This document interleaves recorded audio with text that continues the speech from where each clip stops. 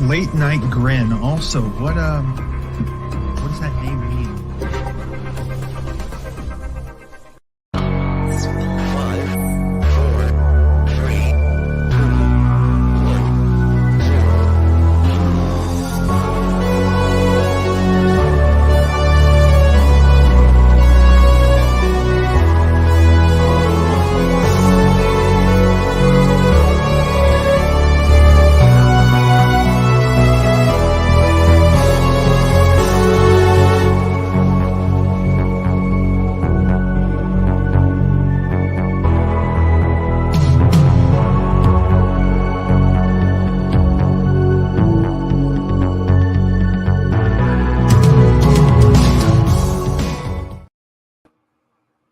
Yes, indeed, folks. We're back. Another Friday, another late night grin, another pay-per-view preview. My goodness, what a night ahead of us. Grin's ahead of us on the night where the wrestling world mourns the loss of Paulie Dangerously.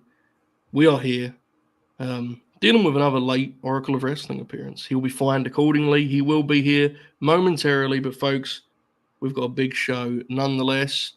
Confirmed shoot. Fired up, brother. How are you?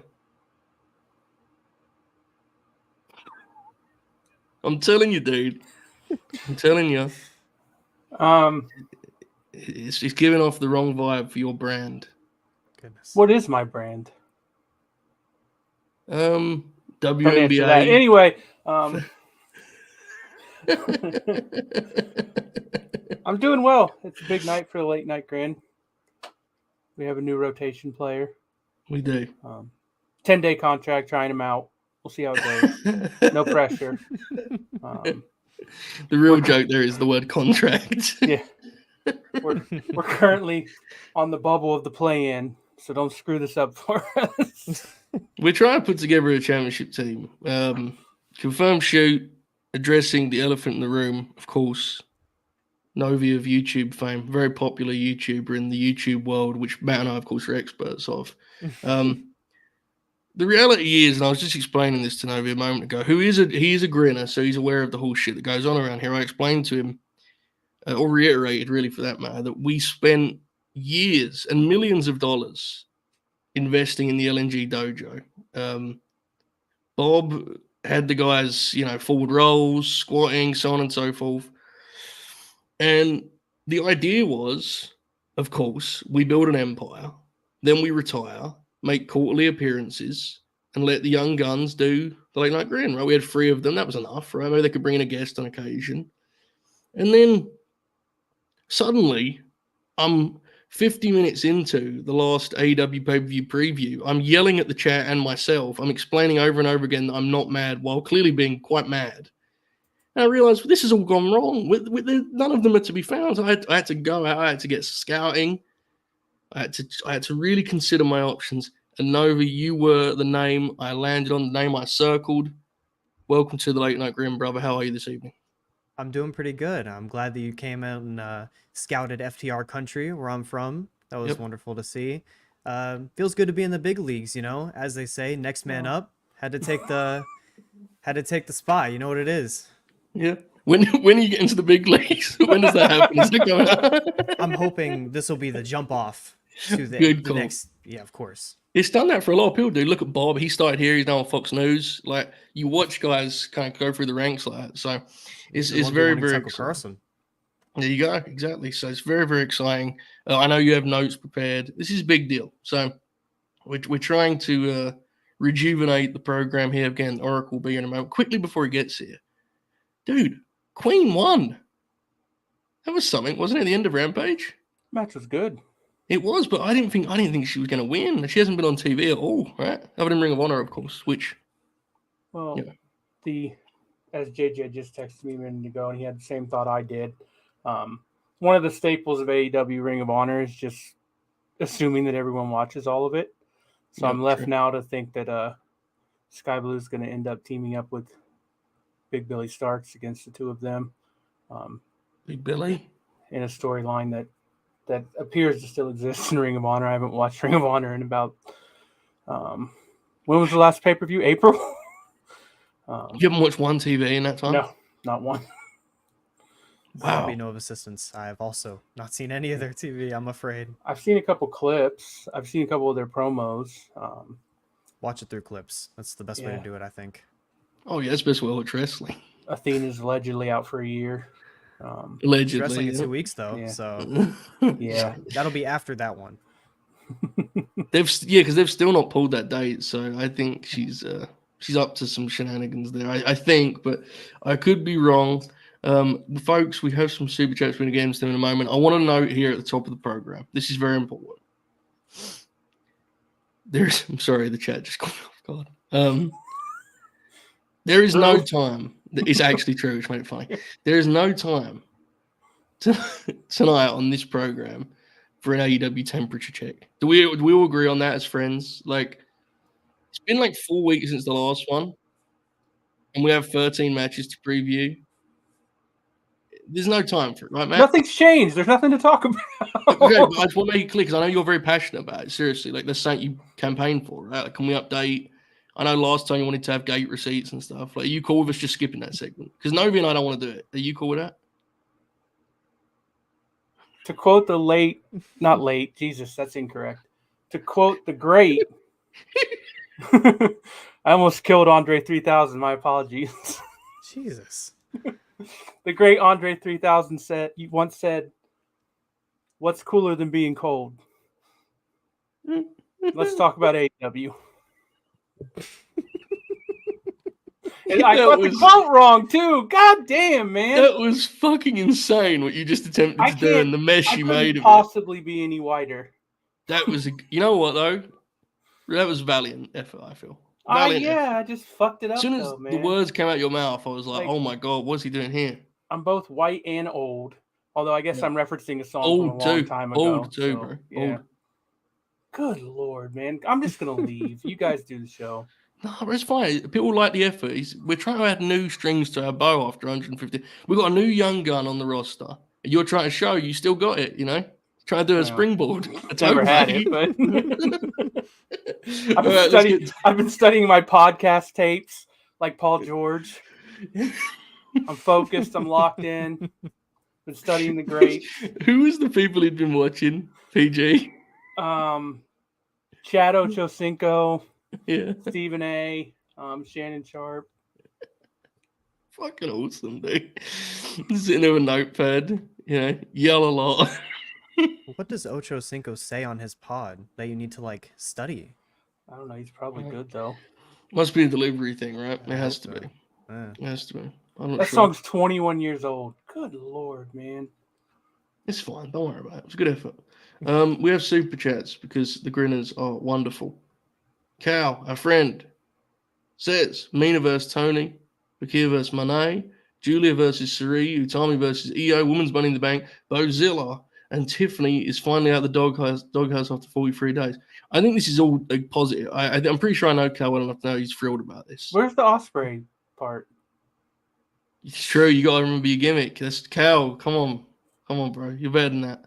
Next, you gotta give some more money to tell us Ospreay sucks. Good call. I was going to say next week. Yes, you have to hit your high spots here. Clearly, thank you, Cal. We love you. Indeed, that is a pretty cool lineup right there.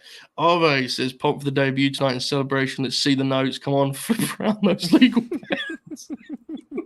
It's the only wrestling podcast where someone's in the super chat that says, quote, "Come on, flip around those legal pads." Here's my notes for tonight. On hand. Good Lord. Shit. That's our draft board. That's been sitting there on the floor since the draft. Because I was actually wondering, because there's no way you just sit there and use the yellow legal pad. I still have 20 of them from when we did the WCW series. Too. I got a couple of them sitting up there I've never touched. If I'm ever on the phone and they're about to give me some info, at the first sign of excuse of having to write something down, I'll pull the yellow legal pad out, write a number down. Thank you, Ave. Novi, do you have the yellow legal pads on hand, or is it more of a sort of psychological thing for you personally? Well, when you hit me up for the show, I made sure to place an order on Amazon, so it'll get here shortly. I have a little notepad, just basic white sheets of paper. I know that's not good enough, but they'll be on their way soon. Okay, that's fine. That's good. That's a good start. I saw that in the Nitro video. I almost quoted that and pointed out that you didn't have the legal pad. But you thought you wouldn't want to rib the young boys. The culture's changed now, Matt. You know, we don't do wrestlers' court around here. This fucker used to be the judge when we did, though. Court. Here he is, Judge Oracle in the building. Hello, pal. How are you? I'm terrific. We're talking about wrestling. We're not actually talking about wrestling. We're reading super chats. We're doing small talk. Small talk. Oracle, your thoughts on AEW's current momentum? I mean, honestly, the first thing I was going to say is 13 matches. Come on, bro. Oh, no. We have to get through them. We have to preview them, Oracle. We're locked in tonight. The Machine Gun Carl Anderson recently talked about this as a podcast tactic where you start by saying we're going to get right into it, but then you absolutely don't get right into it. We've been doing that for years. So we're going to continue in that tradition. That's our whole show. Okay. Oracle, we're going to get through the rest of these super chats, and then we're going to talk about wrestling. Are you ready, mate? Excited? Yeah. Is Paul Heyman okay? He didn't look like okay. Yeah, I didn't think so. His face when he went up on Big Jacob's shoulders. Looked like he was going to throw up, I thought. He did. He must be in agony, right? Like, for real. That was... Because he went down, like, sort of his shoulders and... Yeah. He, like, slid off the table. Hell of a bump. Yeah, it was. It was more than the pain. That must have genuinely took like a month's worth of courage from that dude, right? Like he's one of the greatest managers ever, but he ain't someone who was ever a big bump guy. He's 60, bro, you know? And he's big fella, you know, with respect. Yeah, big fella. Big fella. Thank you, Arve, for the super chat. Brainbuster. Why are we talking about this cold fucking product? Just no need for it, is there? This is the cold. Come on now. Don't talk about SmackDown that way. This is confirmed shoot's fault, and don't let anyone tell you otherwise.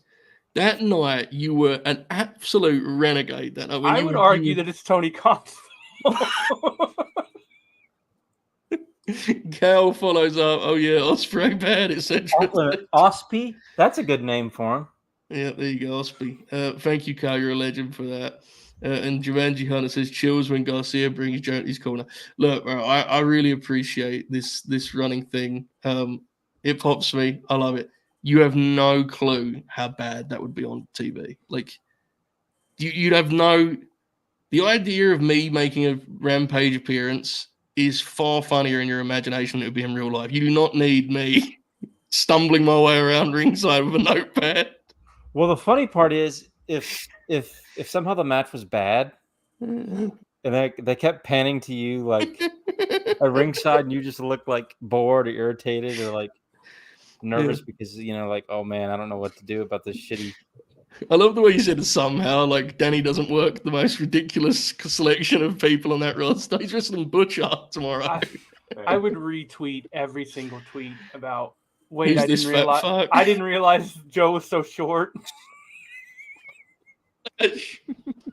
You are just tall. I'm not even shorter than Danny, I don't think. I don't know. Is he 5'6"? Like, fuck you.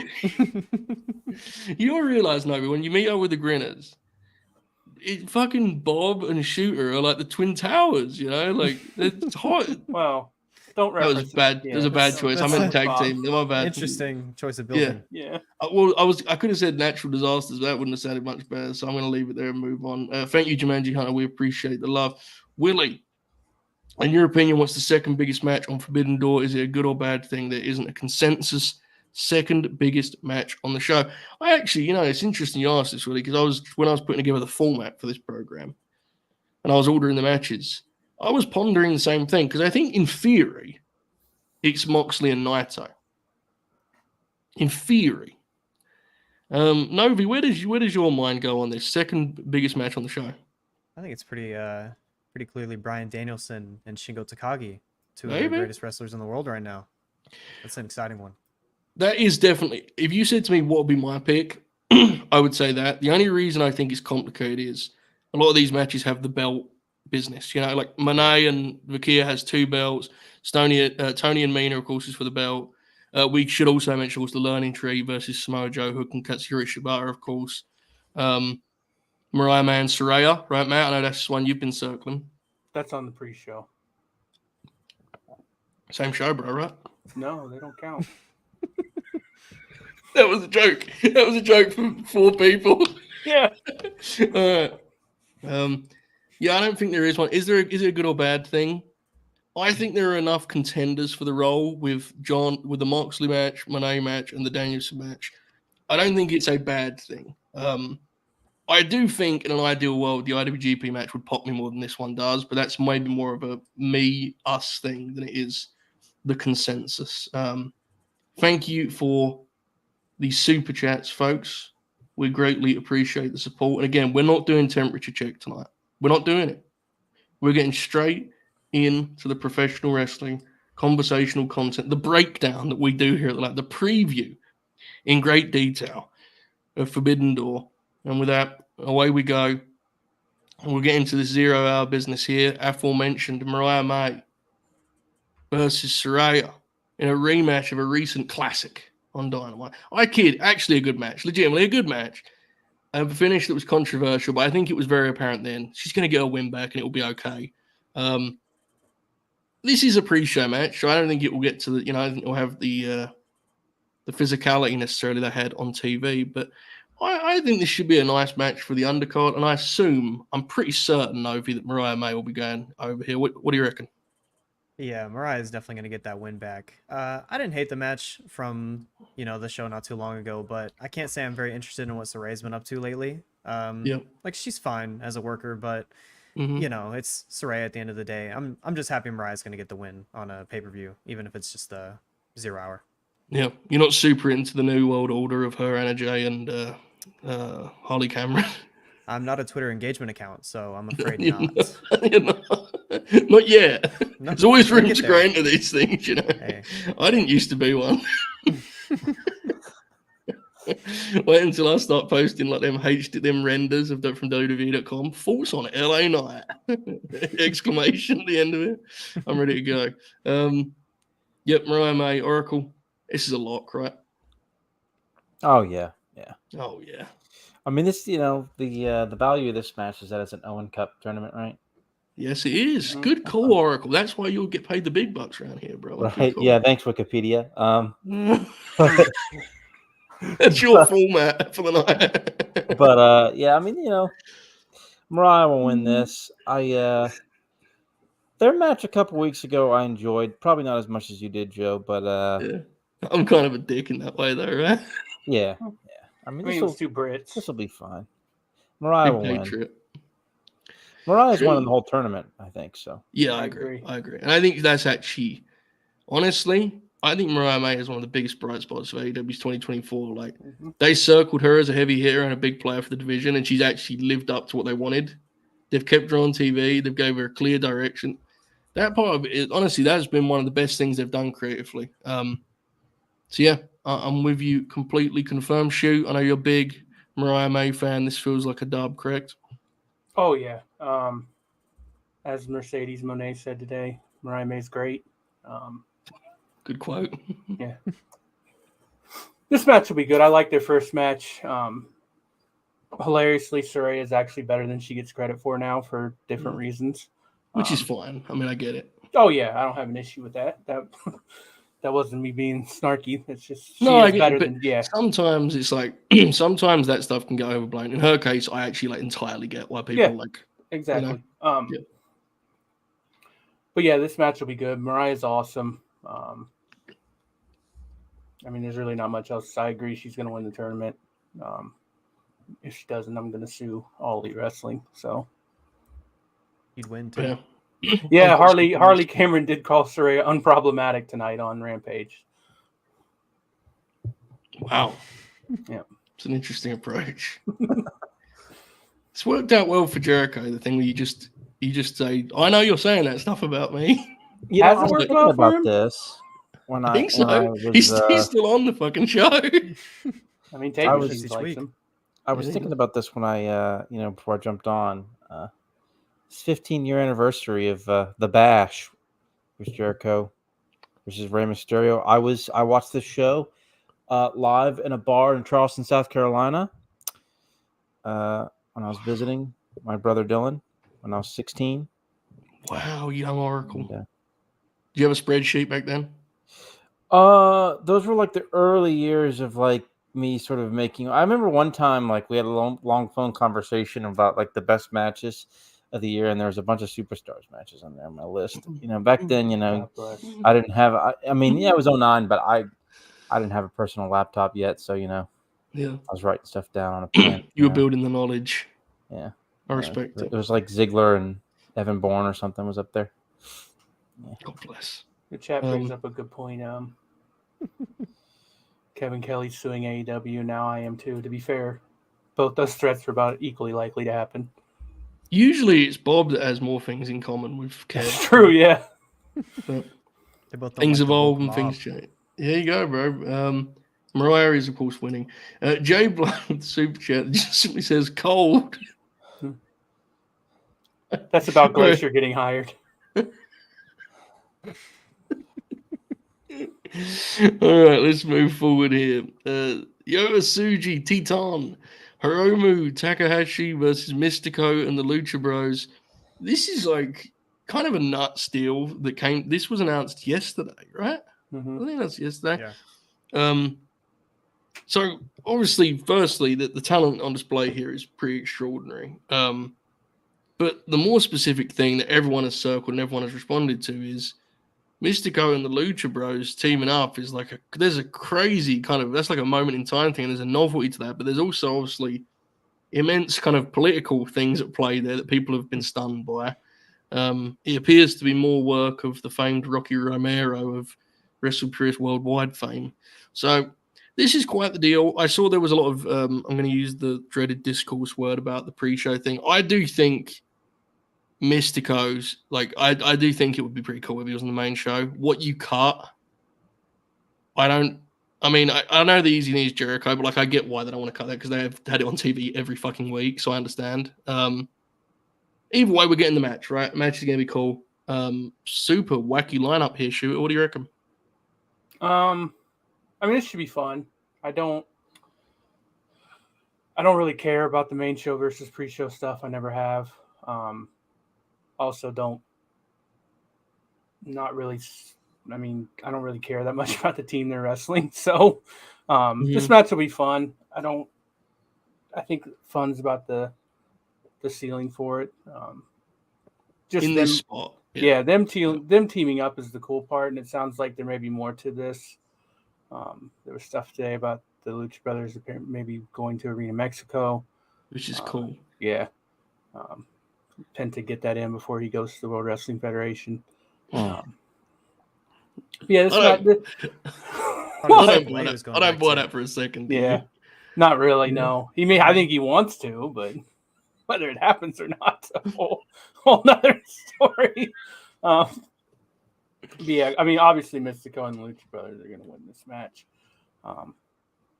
What's the other team again? It is Yota, Tsuji, Titan, and Hiromu Takahashi, which is the team, two parts of the team from Wednesday that rest for BCC, right? With Tsuji in for Shingo, I believe. Yeah. Right? Didn't watch that great. Closely. And then Titan's pretty good. Titan's, he's very exciting. Again, it's a pre-show match, right? So I think you're right. It probably caps out fun in this setting, but it's a cool thing, and it's a good example of like what the appeal of this show is supposed to be, right? Is these kind of wacky moments. That's one thing I think they've definitely gotten right this year. Well, I think they have done a better job of building. I think this is their best Forbidden Door build. To be fair, the first one sucked. It was really bad. Yeah. Last year was decent. This one's been. I mean, I guess the thing that makes it a hard conversation is like, it's of course by kind of default it's more traditional because some of the matches, right? Like the main event is AEW match, but I do think they've balanced the guest spots better. So yeah, this is a cool one, Oracle. What do you make of this Mystico trios, brother? My kind of match, isn't it? Sounds like it. It sounds like you're real fired up. Get some popcorn. I mean.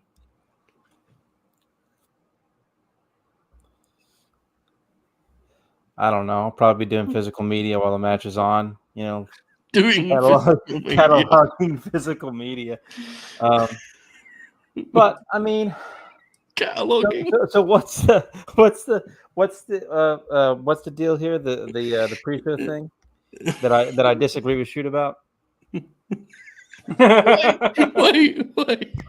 What's the deal here? And then you said what the thing was. That was incredible. What do you mean? Yeah. What I are mean, you even honestly, asking?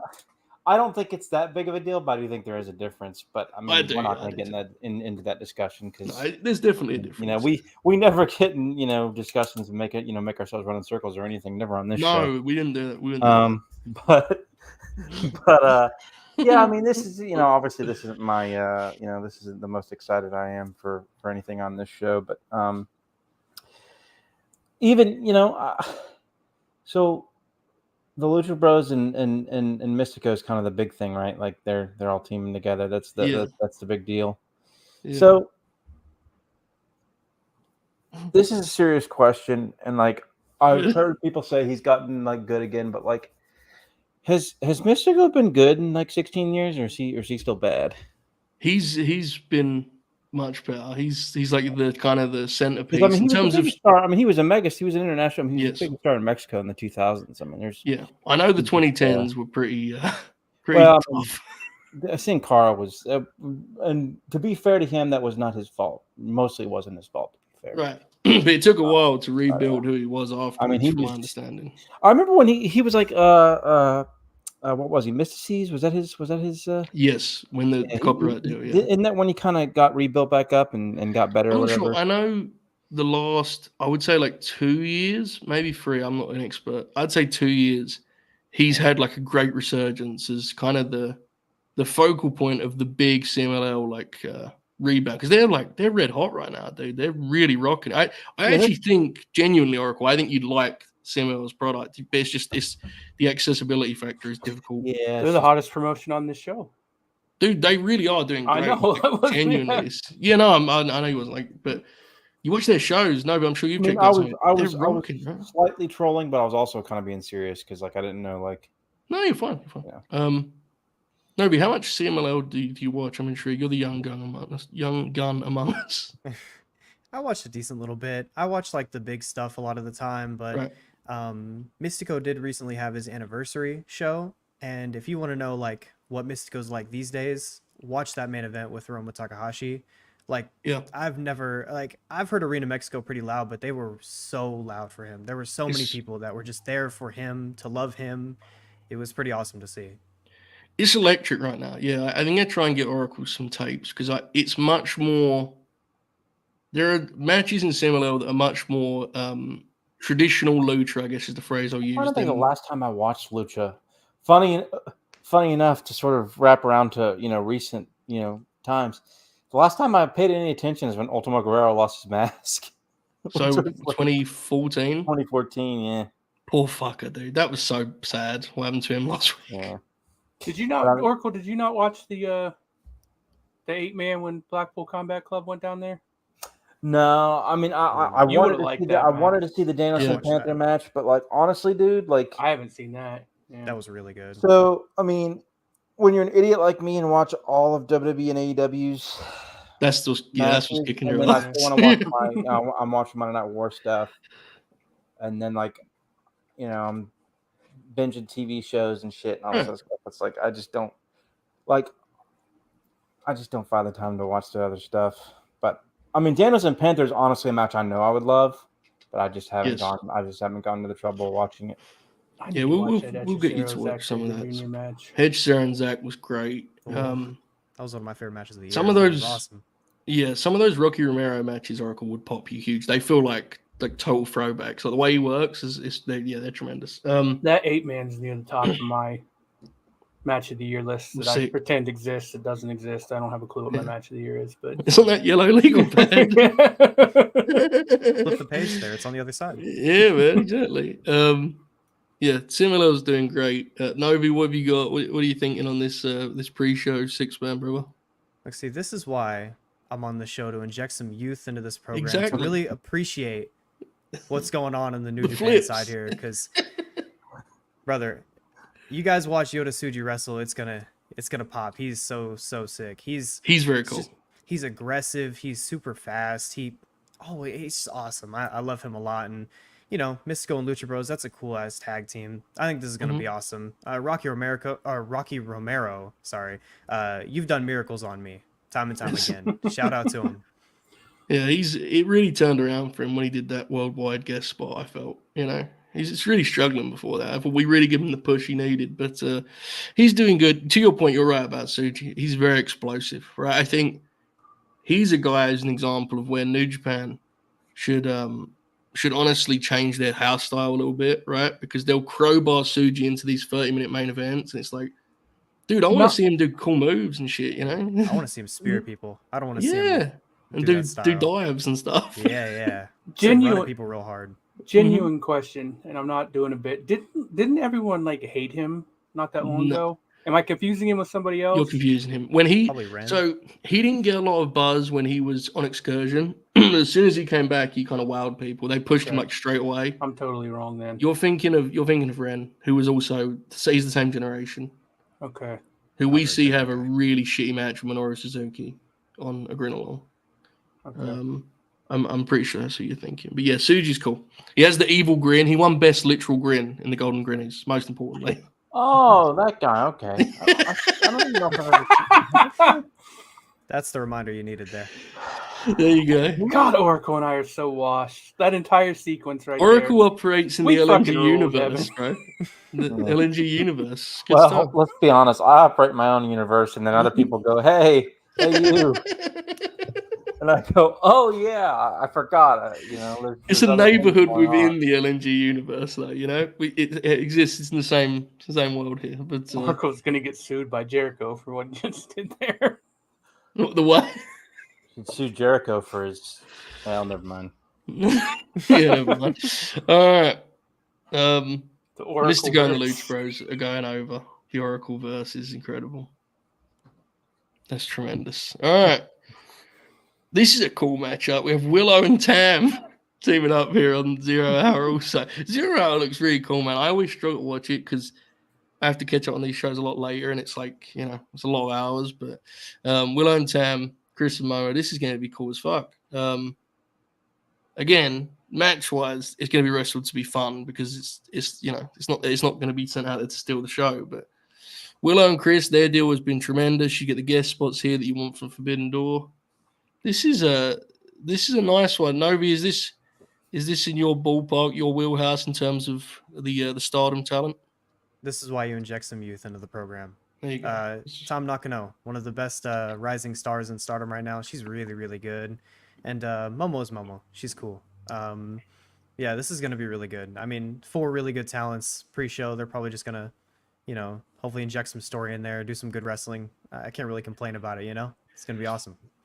I think Kris, maybe they do a deal where Kris kind of avoids Willow some because it feels like you're going to, kind of add some juice to that, like see that upcoming Owen match that's going to be coming here soon. This is an example of, I think, however you feel about pre-show versus main show, this is a match that actually should be on 0 Hour because you don't want Willow and Stat going all out here because they have their singles match on Wednesday, which is one of the focal points of Dynamite. So this one I think you can't really argue. It makes perfect sense to put this here.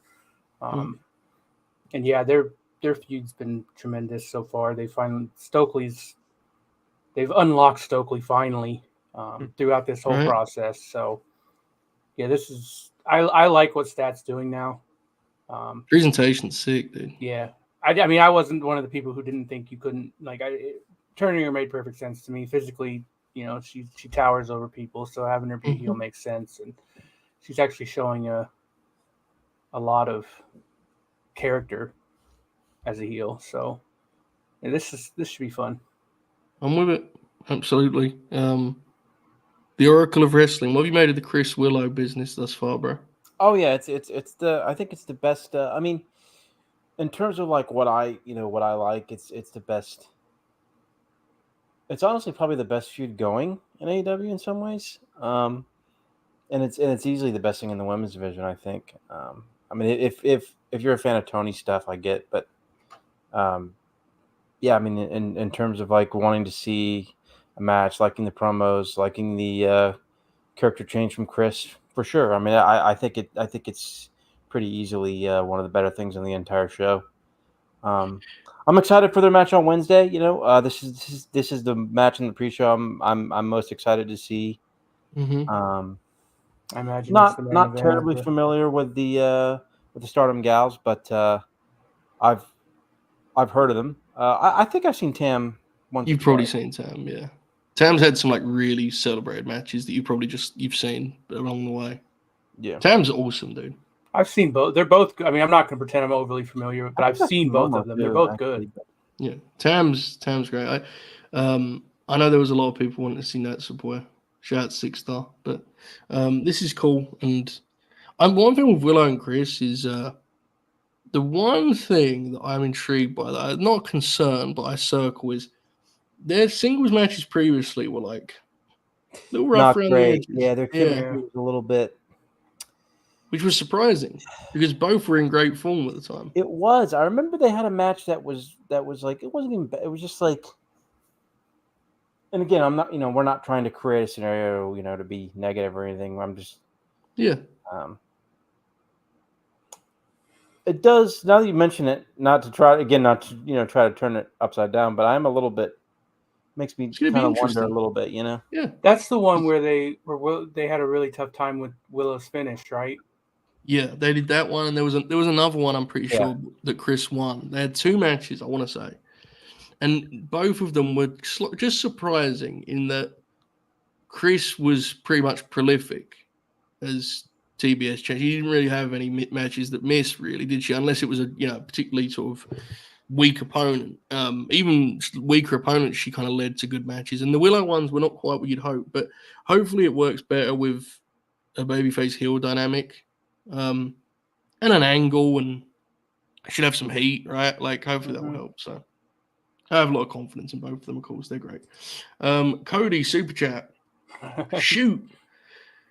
First round draft grade for the Blue Jacks. What? Blue Jackets, it's hockey. Draft grade? The NHL draft was tonight. Yeah. So you're rating it? Is that they drafted the guy I wanted. I don't really know that much about hockey prospects, so I'm happy. That's all I can really tell you. What's your grade? A+. Because it's the guy I wanted, so. Yeah, it's good stuff. That would be stupid for me to give that. If I gave it anything lower, that means I'm an idiot. It'd be pretty sick, though, if you were like. That's the guy I wanted. C. I love this match. 8 out of 10, 3 stars. Yeah. Harv says, another super chat. We appreciate you. Ain't much to single dynamite, but let's ride it. Yeah, bro. This week I didn't have to review Dynamite. I didn't have to review Dynamite this week. And I said, let me treat myself. I'm going to have it on in the background. I was cataloging physical media like Oracle. Yeah. I'm going to use that to describe all activities now moving forward. Just say cataloging physical media. Flair for another super chat. Our last one for the minute, and then we'll circle back to the main card.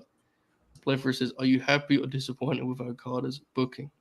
Okay, so I'll make my stance on this clear, and then I'll pass the ball around.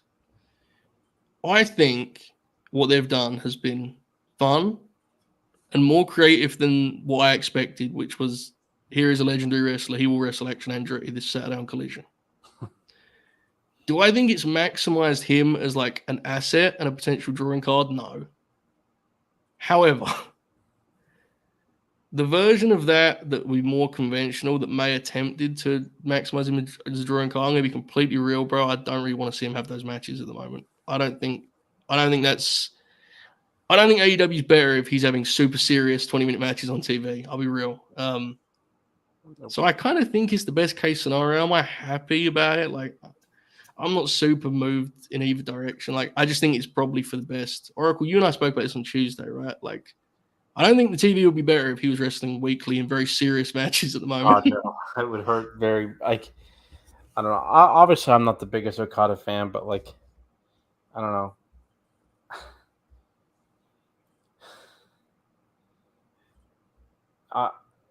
I see enough 20-minute matches on fucking Dynamite every week. I mean, I can't.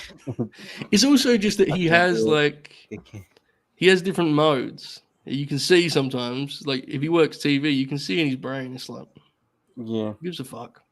Which fair, respect, but I don't really need to see more of that. No, No, Well, what have you made of Well, Okada thus we far? should let the new kid go last because he may actually have a different opinion than the rest of the three. Well, yeah, because we're Yeah. good call, good call. Go on, mate.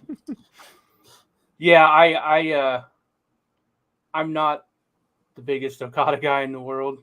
I mean, it was cool for them to sign him, but I was like, half the matches I've seen of his, and I'm not going to pretend that I'm not some expert on New Japan, clearly. But half the matches I've seen of his, I was bored by. The other half are fucking tremendous. So I've liked what they've done with him. They are getting very close to going a little overboard with it. They're dangerously close to it being one note. But I also, as you said, Joe, are they maximizing his potential as a draw, whatever? No. I'm not that convinced that he would have had an impact anyway, even if they were trying to maximize it. But I mean, I've enjoyed him, so that's all I can really ask for. You can definitely tell there are some ex-WWE writers involved in AEW now, because when they stumble upon something that's funny, it's like, oh, that will be now on the show every week. Congrats. Yeah. Thank you for laughing, everyone. And that's, I get it. I understand it. You drill those things home, but yeah, you'll be careful with that stuff a little bit, I think. Novi, what have you made of Okada in AEW?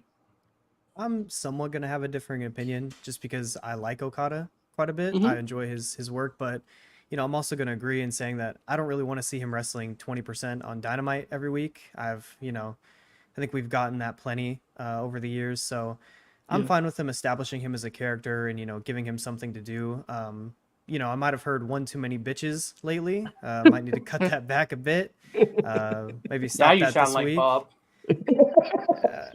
No cursing on my Christian Dynamite, but yeah, I like that they're giving him a character, but I agree, you do it so much, do it every single week, it's gonna get a little stale. I wish they switch it up here soon. Yeah, it's it should be noted, and this is where you bring in a young gun like Novi. This show is so demented that Novi there felt like an outlaw as he said the words, "I like Okada." Yeah. Like we had guns pointed at him, like I'm here for the bold takes. That's what I'm here to do. one of the most celebrated wrestlers ever. I'm very brave. I know. I'm very brave. We went so far in the other direction. It felt like you were brave, bro. Appreciate it. Okay. What do we have? Cody's right. Cody, another super chat. Send a super chat to say smash the thumbs up. Bob's not here to do it, so I'm glad Cody did. You heard him. Smash the thumbs up. Right, let's get into the main card. Let's do it. Let's start with Great Britain's own. Our preview of 0 Hour was almost as long as 0 Hour will be. Well, I mean, we're going to get right into it. The show's going to be Sunday night, so. Yeah, we're going to get right into it. I'm telling you. We're just getting started. We're warmed up. Drop down tackle. Yeah, again. Here we go. Great Britain's own Zack Sabre Jr. versus Orange Cassidy.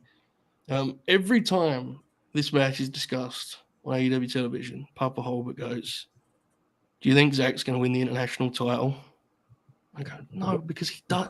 Orange doesn't have." And he goes, "Oh yeah."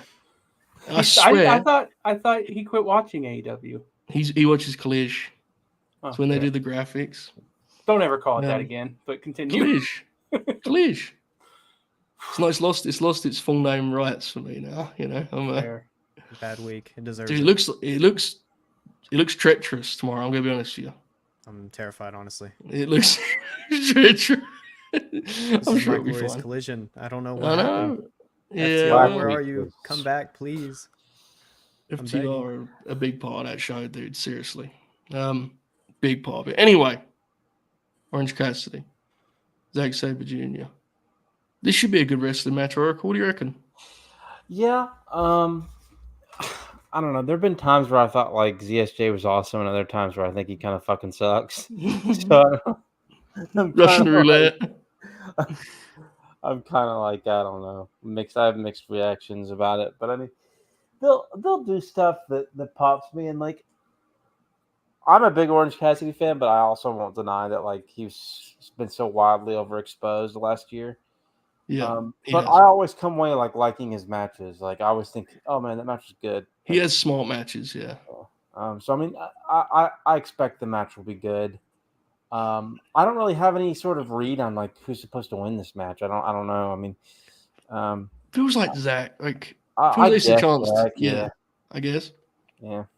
Feels like a chance to have a New Japan guy win that won't hurt Orange at all, right? Because Zack's going to win with like a flash submission or a roll up. I mean, Orange has like he's got like the same win percentage as Cody Rhodes or whatever. So I mean, he doesn't lose. His record is fucking crazy.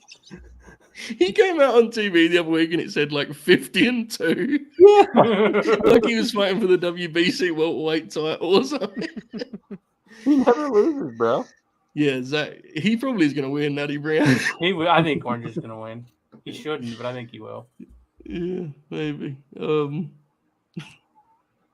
By the way, quickly, Expert Gaming said, as someone who's in the building for Saturday's show, it's never been so over. Oh, I mean, it's very unfortunate. when I was talking to you, Joe, on Saturday, I wasn't joking, was I? Is that the worst one ever?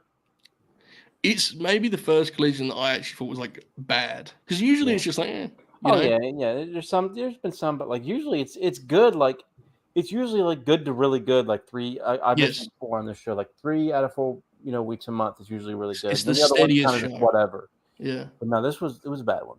Yeah. The thing that blew It's my not the mind end of was the world. But. No, it happens. But someone said, someone was like, the Learning Tree match was longer. They trimmed it. Blew my mind. What else did they do in that match? I don't want to know. The finish of this one's interesting, Novi. Who do you got here? This is an interesting one. I'm gonna go with Zack Sabre Jr. because he's heading into the G1. I don't really see so many New Japan CMLL talents winning on the show, so I think they got to give someone one of them. When it comes to Orange Cassidy, I think there's justifiably a lot of burnout with his work, and I feel that really hard, and so that's kind of why I wish there was something different for Zack, because I actually think Zack is really, really good, and I think there's a lot more interesting opponents he could have faced, Garcia, maybe even Samoa Joe, who knows, shout out. But yeah, I mean, it'll be a good match nonetheless. Like, that's kind of where it is, I'm burnt out of Orange Cassidy, but he'll probably have a good match, so I'll kind of just be like, whatever. I'm with you. It's a difficult one because stylistically, I actually completely get the appeal of Orange and Zack. Like, it makes sense why they want to do it. And there's the story from last year. And I understand it, but I'm with you that it doesn't feel like the most exciting match graphic to just throw up for Zack. So, maybe a year ago.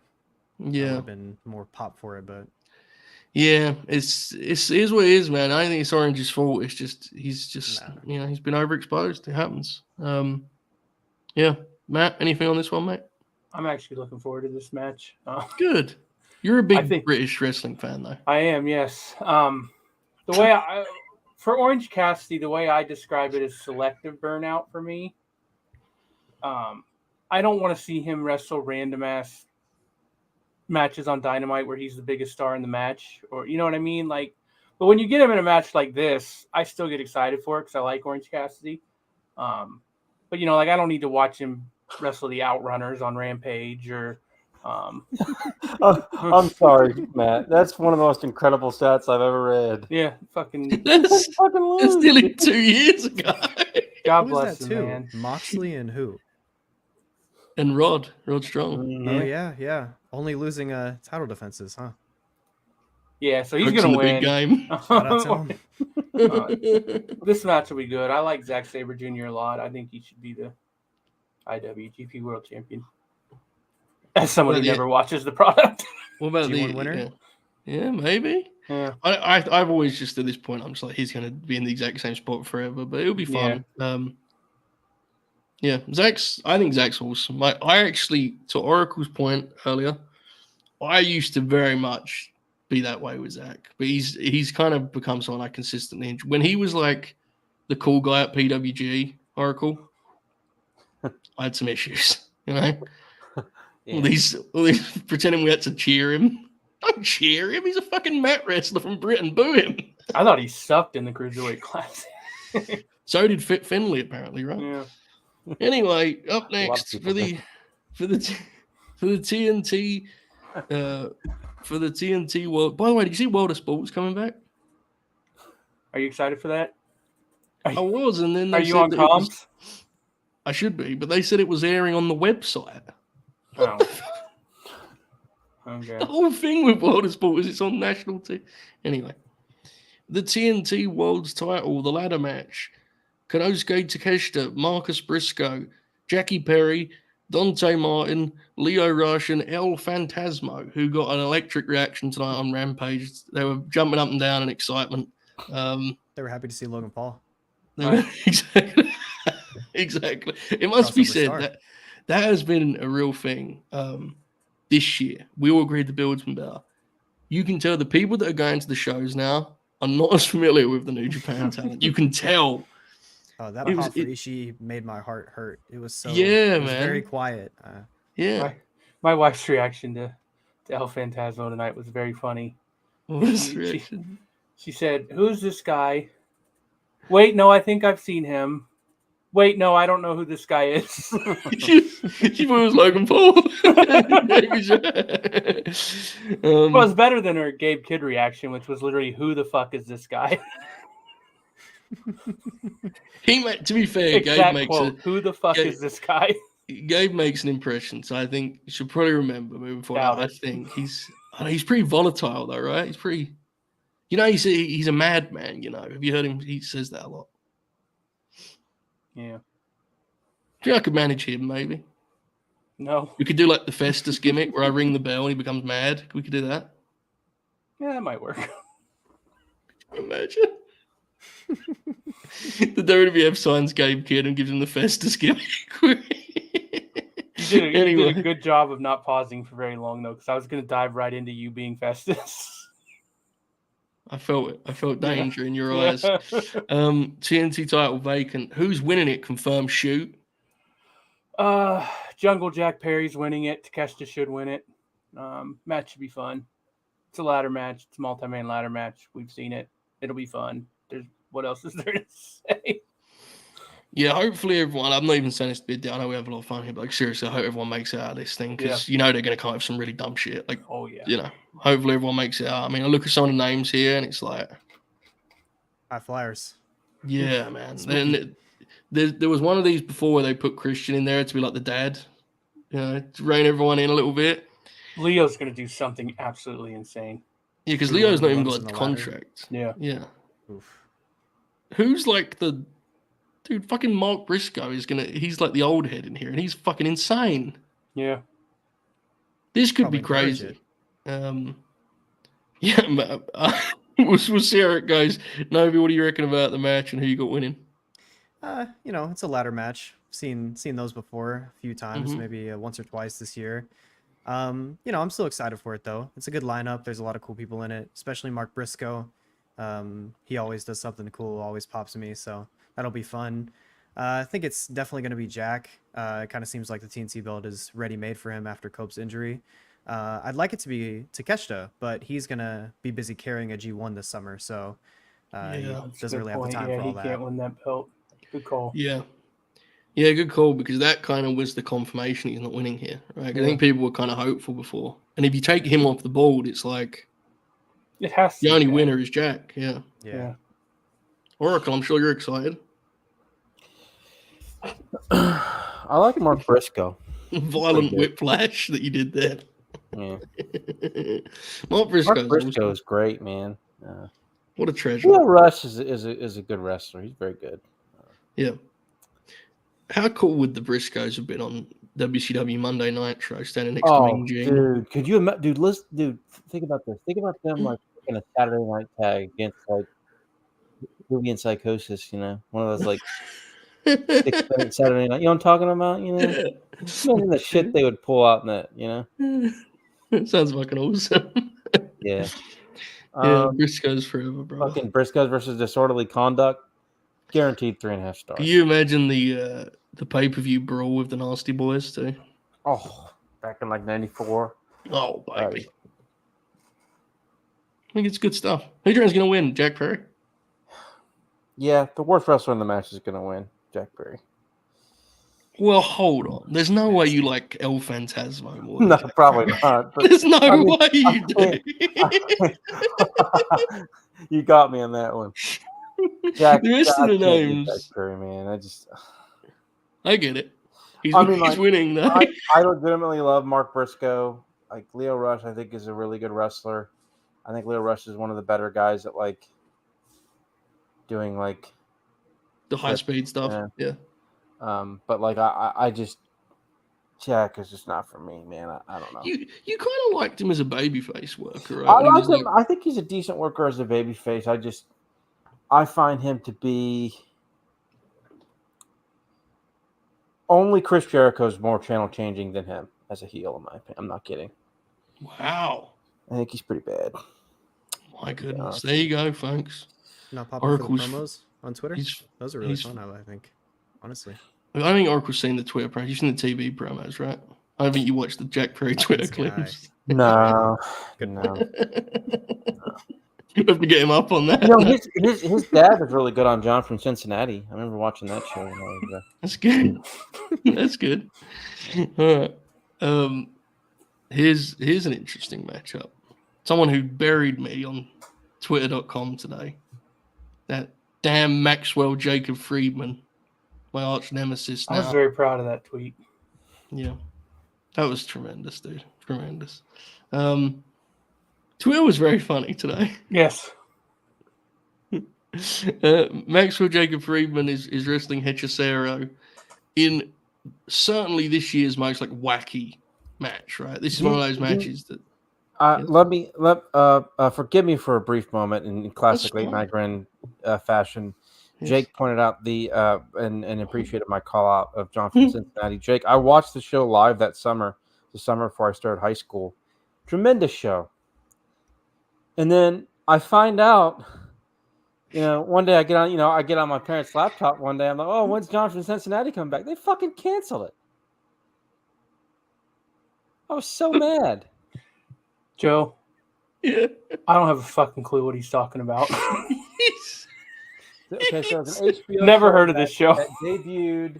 The first episode was after, I believe, the Sopranos series finale, and I watched the entire first season live as it aired that summer, and I was like, "Oh man," and then like It happens, brother, man. Oracle, have you ever seen the Knights of Prosperity? I've not. No. Yeah, see, we all have our shows that no one else watched. Well, certainly do. Yeah. Leave those jokes there. I'm sorry, Oracle's- Joe. I just had to. Your interruption started with. I just want to note that Jake popped for my shout out. I thought that was all you were going to say for a minute. I just want to note that people thought that was good.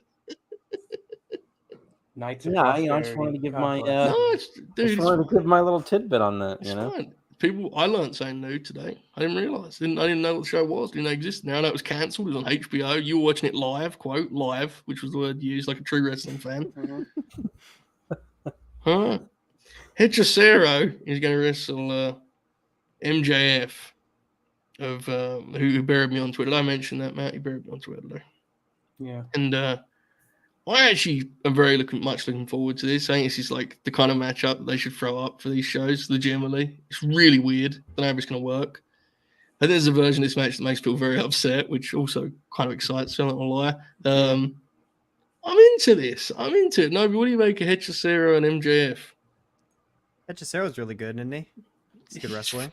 He's awesome, dude. Absolutely. MJF can be good sometimes. I'm gonna glance at the timeline a lot for this because there's gonna be a lot of reactions to whatever this is gonna be because I have no idea what it's gonna be. These are two very different wrestlers to say the least. So honestly, it's just unique, and I like that. So that's about all there is, really. Yeah, because it's hard to break down because you said it's such a weird matchup. What do you even say about it, right? Like we have no clue how it's going to work. Yeah, because Max could definitely approach this in a way that is like, well, it could be very interesting. I'm going to leave it at that. Yeah, It'd he probably might try pop- really hard to be like a good wrestler, like a technical guy. He'll be like, Yes. "Hey guys, look at these technical skills I got." Or That could he be could, dangerous. or he could, do a lot of crowd work, and we'll see what happens. Very intrigued. Confirmed shoot. What do you make of this one? Nah. Don't need it for you. Max is gonna win. I actually quite like Max's in-ring work most of the time. But I just, he's a generational talent. Many are saying. I don't think there's any chance in hell Max is going to take this dude seriously, and this match is going to be dumb. You think he's going to do the kangaroo kick? Yes. Well, I don't know about that, but I just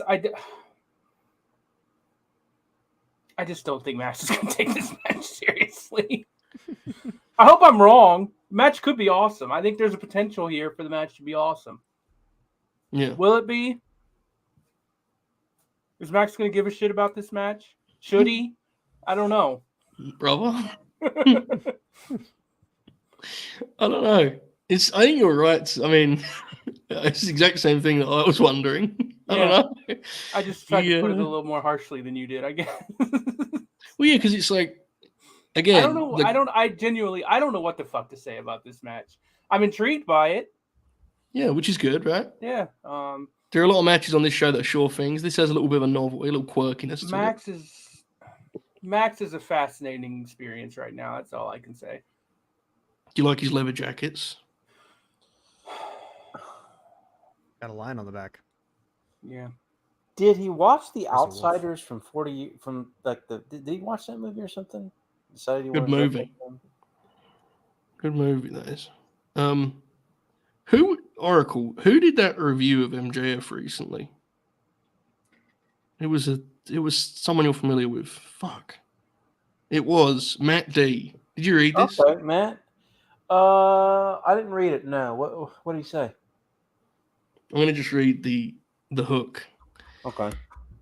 It's the end of the world. The bruv apocalypse. Stars crashing down. None of you want to admit it, but the last, best hope for torchbearer of the old ways is the most unlikely hero.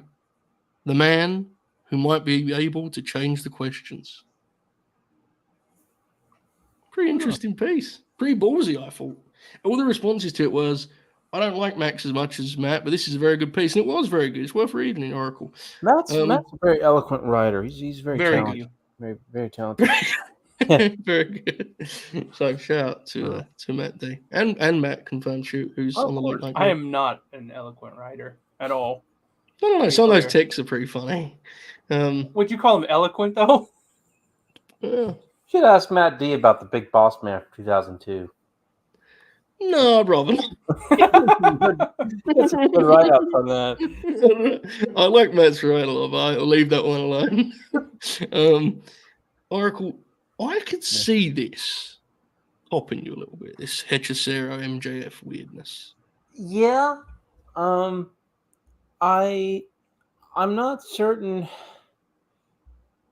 My biggest issue is it depends on how it's worked. And I do agree with Matt in the sense that, like, how seriously is Max going to take it? MJF working like Matt work and like, oh fuck, this is in Long Island, isn't it? Yeah. Oh, we're fucked. I didn't even think about it. We're fucked, Oracle. Do you remember when they worked? Yeah. This is when Adam Cole, Bebe, and Max worked Aussie Open on the Wembley pre-show, and people were like, well, surely Aussie Open are going to win. And it's like, yeah, man, I'm sure. Oh, God, Chris Jericho's done an angle to Arena Mexico. But yeah, people were like, well, surely Aussie Open are going to win. It's like, yeah, man, I'm sure that's definitely going to happen on the pre-show. I'm sure Max is going to sell for the Aussie Open here at Wembley Stadium. No doubt. Guys, I hate to interrupt this, but I want to recap. That earlier in the show, Joe Holbert, man in the WCW purple hat over there, Nice. was talking about how hot CMLL is. And immediately Chris Jericho showed up. That is the impact of Joe Holbert. To slide my WNBA talk in, Joe Holbert speculated on becoming a fan of the Dallas Wings, who are coming off a great season, and now they're fucking awful and their whole team's hurt. Like, this is what happens. That's why I only support, the only brand I support now is WCW because it's dead. Yeah. The damage is done. By the way, I finished Who Killed WCW. What was the Those damn- conclusion? It wasn't Eric Bischoff's fault. Eric, bro. At one point, big sexy Kevin Nash puts over Eric, and they have Eric watch the video, and he starts crying. And I swear,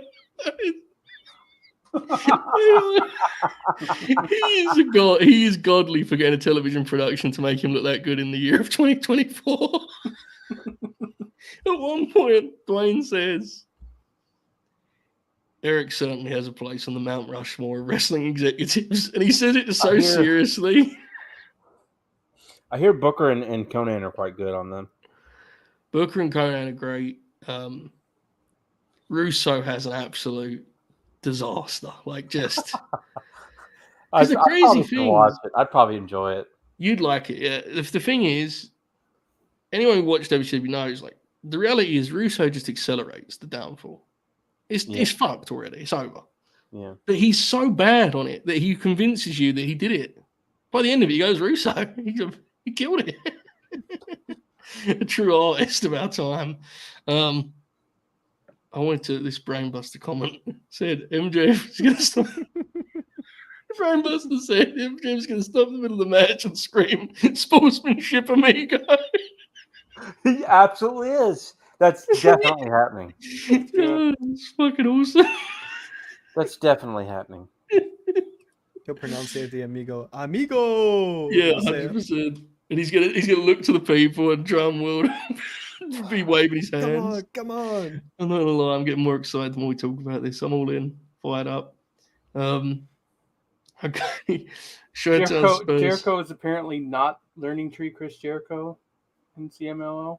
Oh, He's a real worker. He's the Lionheart. The Lionheart, yes. he is. Superstar. Oh my God. That's his workhorse right there. That match could be very bad. Oh, To be fair, Chris's best match in a while was that guest spot he did in Japan, so he might be more tolerable in that kind of setting, you know. Crowds are more into him. Hopefully it happens there, so I never see it. I'm sure it will. Showtown Spurs said, this is a super chat. Thank you, Showtown Spurs. I hope you are well. Coys and things of that nature. He says, MJF and Hechicero reminds me of a Jewish Mexican restaurant I went to called La Casa del Isaac. Good God, man. It's called La Casa del Isaac. And how would you pronounce that name? I don't want to butcher it. Moish? I don't Moish? know. Sure. Yeah. Sounds right. I'm La not Casa familiar del with, Isaac and Moish. I'm not going to try I don't know that. We've all been there. You don't see that combo every day. That's the kind of super chat I like right there, you know? Yeah. Don't ask a question of us. I wonder if that's Give us still some- open. Google it. I'm going to Google it, yeah. Thank you, Showtown Spurs. Moish? Sounds right. Okay. There's some allegations about Ibu's accent usage. It's I'm gonna pronounced leave that Moses, apparently. there. Moses. Oh, well. I apologize. We nailed that. I failed the one thing I had to do for the super chat was just read it. Great job, everyone. Match is happening in Marina, Mexico. Cal has followed up on this. I'll get to that one. J Blood says chance of Max wearing a mask. He may have a mask made for his entrance gear. He's a big entrance gear guy. That's why he's got all those action figures. You seen they made an action figure of him as the devil? Have you seen that, Oracle? I was going to get you that for Christmas, maybe. Timely. They made a figure of Kenny Omega with the AEW World Championship. They did. It's coming out next year. Real timely of them. He might have it by then. Shit, it's fucking crazy. This restaurant has 2 different locations. Franchise. Wow. Yeah. Wow. Okay. Interesting.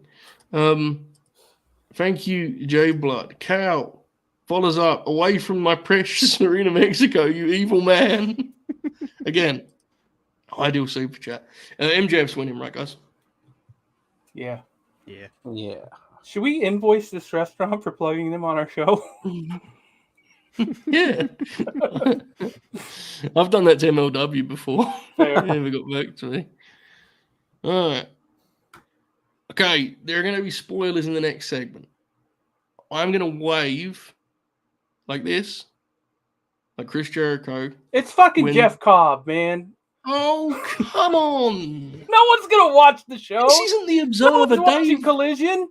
Dave Did you- does that shit, dude. Did We you don't read do the that. chat? They were all like, "I'm not." They're They're not gonna watch it. I don't read the chat. I only read super chats. It's Jeff Cobb. Fuck. See now, I spoiled the Chris Jericho backstage interview. Like, dude, it's an angle. It's an angle. oh, It's an angle. It's an well, angle. then I ruined it for everyone. I'm sorry. See now, you're not gonna get the heat tomorrow or Monday when the collision rating's down. I'll get the heat, and they'll bring me into the principal's office. Worth it. Wow, dude. The chat is So serious anyway. right now. So anyway, Jeff Cobb is the third one, which actually is a cool deal. Like legitimately, I'm not even fucking around. That's actually a cool deal. Should wave again. Imagine someone muted when I waved the first time. Just sitting there baffled as to when I'm going to stop. Is this over? So what was he talking about? Oh yeah, this is actually a cool deal. Jeff Cobb was a Jericho henchman in 2020 when he was in the Inner Circle. Remember, before the pandemic, wrestled John Moxley. And I know Jeff Cobb has been talking for years now about wrestling Samoa Joe. So you get to do some cool things here. I actually do think this adds to the match and improves the match. Oracle's looking at the ceiling. I'm just remembering all the fucking factions Jericho's led, and now there's probably going to be 6 more in the next 10 years. He's a faction, man, like the Big LG and Anna J faction wrestlers. So more like Raven. Raven. Leader of a faction. Yeah. Yeah, good call. This I actually think this is more enticing now, to be honest with you. I don't know if it's going to be any good, of course, but I think it's more enticing. I don't know. Oracle, you seem really excited about this this Jericho business. What do you reckon? Samoa Joe's awesome. Agreed. That's all. He will be great in this, and it will be noticeable how much better he is than everyone else. And that's my opinion on the match. Especially Jeff Cobb will win. Especially because in a 6-man, like you ain't even got to worry about him like picking his spots. He already is going to do that, so he's going to come in and all his stuff will get over. It sounds right. It actually even happened, even in that little dumb collision opener they had with the premier athletes. Joe's stuff always gets over with the people, even though that crowd looked like they were sort of wanted to be anywhere else, it seemed. But they like Samoa Joe, so I think that will help. It should save this match from getting some of those recent Jericho pay-per-view reactions of like some of those have been really bad. So yeah, Dave will give it 3 3/4. Do you think Learning Tree and are winning? Yeah, and Cobb. Don't you think, Oracle? Wow, Nobi, do you agree? Yeah, Jeff Cobb is interesting to add to the match. He adds something different. Him and Samoa Joe will be cool when they face off, but they'll probably wrestle for like 2 minutes, and then Hook will get in there, and Jeff will work a heat segment or something like that. So, you know, it's Jericho. He'll probably win. He'll probably say, "Hey guys," a few times, and then call it a day. I'll go to the bathroom. Length is key on this, because if this is like, this should be tight 8. 8 minutes, yeah, exactly. Nobody's right. Thank you for the professional answer there, Nobi, while these outlaws. Matt, are you excited for this, mate? No. I like Samoa Joe. I like Shibata. I like Big Bill. I like Jeff Cobb. There's 2 other people in the match as well. Whatever, it'll probably be fine. Yeah. I like Samoa Joe a lot. Now, I want to answer this quickly, even though I don't read comments on Super Chat. I deleted this tweet about Samoa Joe and Jericho at Wembley because, of course, it had like 80 likes after 10 minutes, and immediately I knew what was going to start happening. It did start happening, which is people replying to me that actually I should be happy about that, and it's going to be good. Which is not why I didn't ask, actually. You know, it was very apparent I wasn't excited about it and didn't want to see it. That's not new, but it's a brand of tweet that I will never quite understand when you go, I don't really want to see this. And someone goes, I do. It's like, well, that's great. Can't you just do your own tweet, man? Yeah, I do. You should too, actually. Actually, respect Jericho. I don't think it's done like spitefully always. It's just, it pops me. It'll be like, I'm not going to give an example. It would get too obvious what I'm talking about. They're not going to watch this anyway. Fucking Ibu of Wrestle Purists. All right. Matt, who do you think's going to win, Matt? Confirm shoot. Learning tree. Who do you think's getting pinned? Samoa Joe. Probably, yeah. Judas effect. Yeah. Got to set up Wembley, brother. That match is totally happening at Wembley. Like, Oh, for they're sure. they're down. Jericho would absolutely have looked at the lineup, and yeah, that's the. So unfortunate. I almost made the joke I made in your The text. punk I'm joke. not going to do it. Yeah. Yeah, there's no need for it. I knew you Yeah. were going to as well. As soon as I said Wembley, I thought he's going to do the fucking joke. The joke was, right, folks, right? Now, this is probably... When was this? What time was it? When was this? Yesterday? I don't know. We talk so randomly now that I don't really have... I don't know. Right, so we're talking, and I went to my friend, confirm shoot, and I said, hey, confirm shoot, I'm really upset after all the money I've spent on tickets at Wembley that they're going to do Samoa Joe and Chris Jericho. And he goes, well, he carried an old washed up loser last year, so why can't he do it again? That's what he said. Yeah, it's not what I said, but it's close enough. Well, it's like, can't I just vent about anything without getting punched between the eyes, you know? I like Punk too, which is what makes it funnier. He did very well on Oracle Odyssey. Very well. Runner up, in fact. Brainbuster asked, is Samoa Joe a big man? Yes. He asked in a more complicated fashion than that, but it's funnier to just phrase it that way. Oracle, do you consider Samoa Joe to be a professional wrestling big? If I said you're the best big man in wrestling, would you consider Samoa Joe to be on the list? Or do you think of him as a medium man? I don't know. I mean, What do I? He's become a big man. a big fella in swim trunks, you know. Yeah. He's big now. When he was in TNA, he was not as... I would know if he would count as a big man. No, So maybe you have to divide his career. Tape has definitely tweeted the big man is back in reference to Samoa Joe before, and that's all the Tapes. evidence I need. He's tweeted that about, fucking Leo Rush, He dude. does So wrestle like a big man, so He does. Therefore, he is a big man. That's a pretty good argument. he does the Yokozuna back elbow as he's cut off too. Hard to argue with that. So yeah, Paul Heyman would definitely count as a big man. If we have to do wrestles like a big man, then we have to eliminate some big men. Don't take shots at Dijak, bro. They were chanting, "We want Dijak tonight" at Madison Square Garden. Oh yeah. Did you hear about that? Oh yeah. We want Dijak. Yeah. Look, he's gonna be fine. Obviously, he's like totally suited to have a run outside WWE. He'll be absolutely fine. But Need him and Noah quickly. good God, there you go. Honestly, that would be much more interesting than him just being. I saw someone did a tweet about that. Yeah, that was outrageous. Are you going to that show, Joe? I assume that's close to you. I wanted to, but some of the people that have been booked have convinced me otherwise. I was actually intending to go, and I think the Noah talent's very select. It isn't really a Noah tour, or a Noah show. Yeah. Dijak in the learning tree. You could make faces there. Sunglasses. He should go for Keith Lee, guys. That'd be good. That'd be good. Yep, that's a good idea. That's a good idea. Definitely, I think it's definitely logical to be fantasy booking Keith Lee matches. Keith Lee in 2024, yeah. Good call. We need this one again. Run it Let's back. fucking go. Yeah. Why is Keith Lee not on Forbidden Door? In all seriousness, has there been any update on what is Keith? Where is Keith? On his couch. I guess so. He'll be watching Forbidden Door. Confirm shoot, rattling through potential jokes there as he just sits I wasn't quietly. going to say anything. The American Dragon, Bryan Danielson, who won an Oracle Odyssey much to Oracle's dismay. Battles Shingo Takagi. This should be tremendous. This could be a classic. This could be the match of the night. It probably is maybe the favorite even. Owen Hart. Hold on. Yes.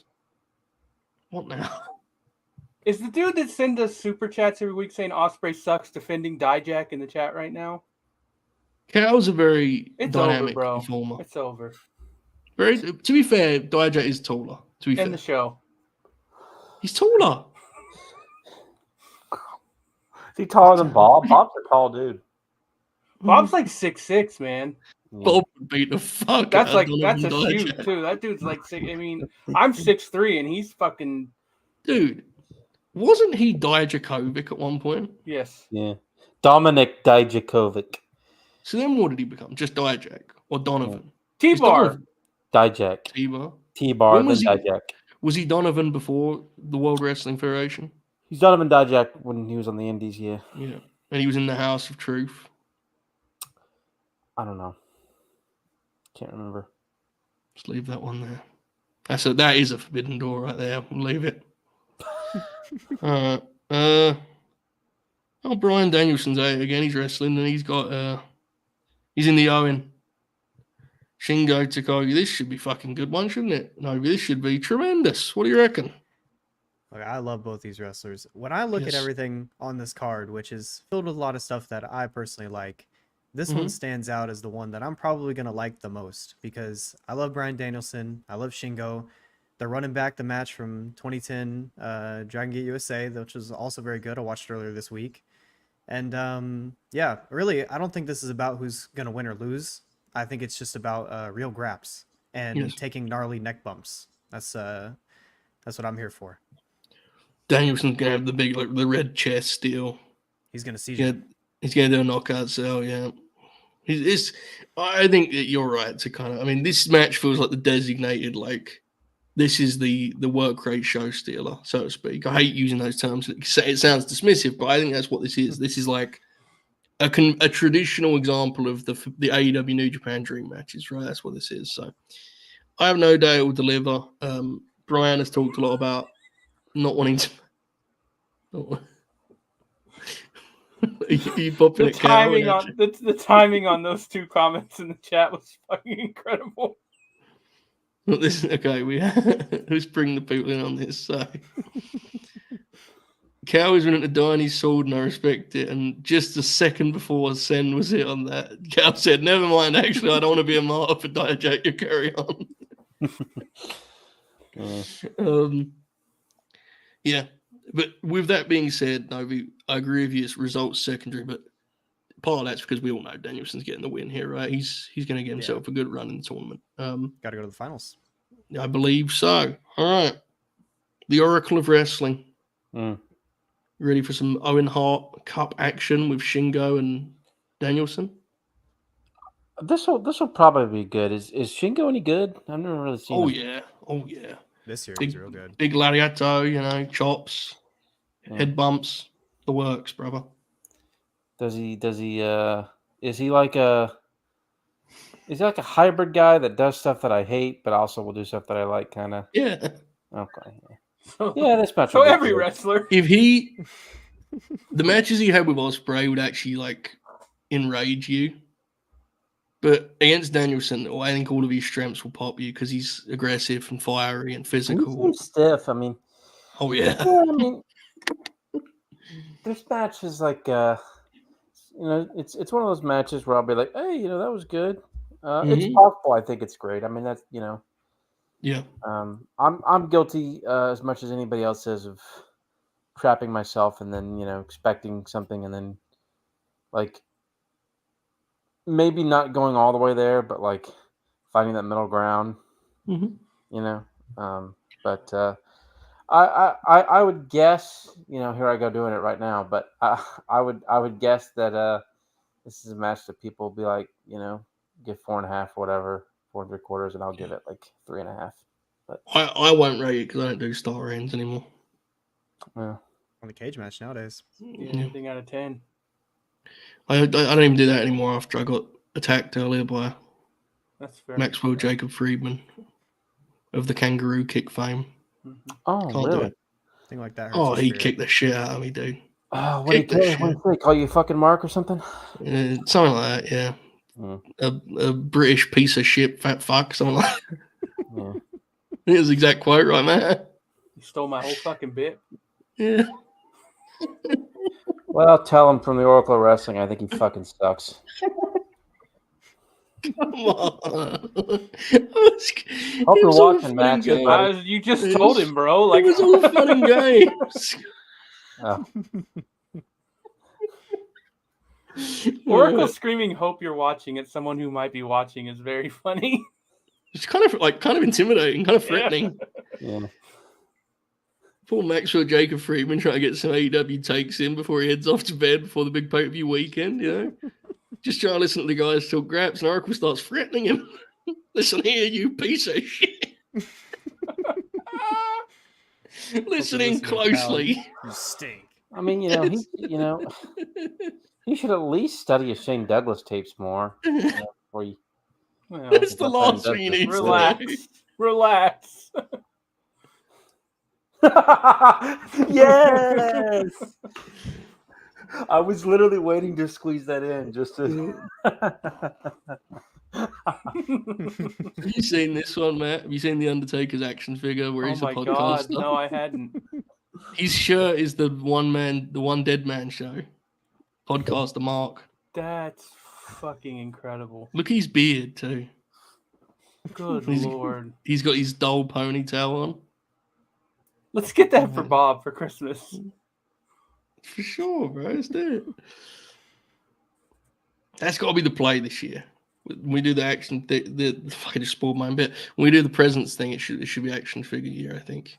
It's a good idea. You know? Let's do it. Now we get paid the big bucks by YouTube. Definitely a payout that was satisfactory and popped me and didn't make me go, Jesus wept. That's what I did when I saw the YouTube payout. Yeah. Nobody's familiar with this. It was more than that, but when you get sent the breakdown, mm-hmm. you see we made YouTube a lot of money. Well, we made them more than we made us. Yeah. No, but you've seen those numbers. They kick the shit out of you. Yeah, I tapped. When there's a clock that's broken or like a barometer, you tap the screen like, "Hey, go further up." That's kind of what I keep doing. I keep doing it. It doesn't go up. It's weird. Yeah. The real problem is obviously once we get rocking and rolling, everyone's gonna be paid on the shows they do. And the issue is our friend Contrarian Alex is a Grin Grappler exclusive. I don't even promote Super Chats on Grin. We go fucking 4 hours on that show. I don't need Super Chats too. Poor Alex, I'm going to send him $1 every month. Here you go, brother. Treat yourself. Don't spend it all in one place. There you go. All right. What else do we have? What was we talking about? I think Bryan Danielson's going to win this match. Yeah, you didn't talk about it, did you, Matt? No. You excited, mate? Yeah, it'll be good. That was all I needed to say. I think Danielson's going to win. I like Bryan Danielson. I think he's a good wrestler. He's all right. Good little hand. He's like top 20 or 30 all time. Yeah. There you go. An Oracle Odyssey winner. Chi-Town Spurs. Is Dijakovic his shoot last name? We need more Balkan wrestlers. Okay, hang on. There's no way it is, right? I think Jake said his last name was Dijak in the chat just a few minutes ago. Oh, let me look. He already did an interview with Sean Ross Sapp of Fightful.com. Bring up his Wikipedia page. I co-sign needing more Balkan wrestlers. Okay. Christopher James Dijak is an American professional wrestler. He is best known for his tenure in WWE, where he performed under the ring names Dominic Dijakovic, T-Bar. It blows my mind. Dude, he's an 11-year pro. That's it? How old is he? 37. I thought he was older than that. Well, I kind of thought he was around longer than that. I don't know. He was in the Ring of Honor as a very young man in that case. Oracle, he won the 2015 Top Prospect Tournament. He's much younger than Passionate Martinez. He is. Shout out to the Contrarian Alex. Okay. Can you name one other wrestler that appeared in the 2015 Top Prospect Ring of Honor Tournament? Clue. Gresham? One of he did not in this tournament. I think he was in another one. Clue, he's currently in All Elite Wrestling. What's your first clue? Oh, never would have guessed that. Narrows it down. Yeah. He wrestled on Rampage tonight. They should narrow it down. Well, if 10 guys probably work Ring of Honor. Let's see. Who wrestled on Rampage tonight? That was a long time ago. Come on. It was like 2 hours ago. I didn't watch Rampage, so I couldn't tell you. But you're innocent. Ring of Honor, 2015 top prospect Well, tournament. it's not Roddy. It's No. too early to be Gabe Kidd. It's not one of Right. those runner fucks. No. Sky Blue just started 4 years ago, so can't Who be did good. I'll be honest, guys. I'm not sure you're watching Rampage very closely. Is it Orange Cassidy? Who the fuck else wrestled? It's fucking Dalton Dalton Castle. That was that. I thought that would have been earlier than that. I thought he was already a bigger star by 15, Dalton Castle. Or was that when he got big? As he starts playing up in the couple years after that, yeah. Dalton Castle. Amazing. Incredible journey Now, that was. See, I could use that on anything except Rampage because I have to do this show. I do something like the amount we pay you to do this show, it does feel like you could like take notes, you know? That's all I'm saying, Matt. You know how many Bob times I've taken does. notes for the 3 years? I've got a pretty good guess. Fuck, that does make sense because I saw him wrestle in Chikara after that as Ashley Remington. Shikara as another Forbidden Door. Yeah. Did you see they I saw Eddie uploaded a Kingston on video? that show. The Mad King? Yeah. Did you see the World Wrestling Federation uploaded a video from Dragon Gate USA? No. That's They hilarious. did. Gabe Sapolsky. Was he in the video? He should have been. Yeah. Should have introduced and explained to me what Dragon Gate USA was. What And was talked the about match? DVD products. I don't know. I didn't watch it. Was John Gargano in it? No, I don't think so. He's wrestling for the world's titles next week, the tag titles. Very Oh. sad. Got to do something about that, Oracle. Well, I mean, honestly, it'll be decent, but I don't care. I do think there's something to be said for like starting to take some of these things in our own hands. Like, you know that Jericho They've done Joe this thing now where situation? they do all the SmackDowns before. They usually go to a big city, relatively big city before pay-per-view on Raw, so they can do something like. Yeah, But I don't know, man. I missed the 8 or 9 match cards, but we'll get to that next week. But we will. I have a very funny thumbnail for that. Do you guys think I could get All In like closed down if they book Jericho versus Joe? Why did they upload this match? Just because they've started a new channel. or was that on their Vault gimmick? Yeah, they uploaded that and like 10 Undertaker videos. Man, wait It till was they weird. see their YouTube payout. They're gonna be pissed. Dude, the video did like 5,000 views. Yeah. Novia draws them. Good brothers. Graps talks out drawing the Dragon Gate USA, brother. So I saw people going on there and not to get too far off topic again, which we'll do 12 or 15 more times. We've only got like 7 more matches to go. But we're actually halfway there in the main card now. We've only got 4 left, bro. This is easy.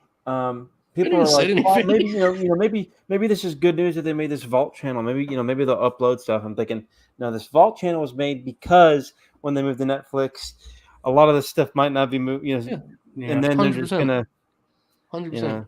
That's It's fucked. It is what it is. It's the reality of streaming, isn't it? It's just we're going to get the shit kicked out of us and stuff like that. Yeah. Far bigger properties have got destroyed. Occasionally they will put some cool stuff on that YouTube channel, I think, but it won't be as frequent as we would like. And it won't be complete, and it won't be. Most people won't care because only us losers watch it. So yeah, this is what it is. it's shameful. This is why you bootleg and do things like that. But yeah, that was the opinion of the Oracle of Wrestling, not the Late Night Grin, who of course absolutely not. the establishment. Yeah. Go to latenightgrinshop.com for your latest LNG Blu-rays and. We have a t-shirt that says "This is why you bootleg." Could you imagine we release physical media? I definitely wasn't wearing a bootleg shirt on this show last week. That's fine. Imagine we did LNG 100 on VHS. That's a good idea. It would certainly not lose us immense amounts of money. No.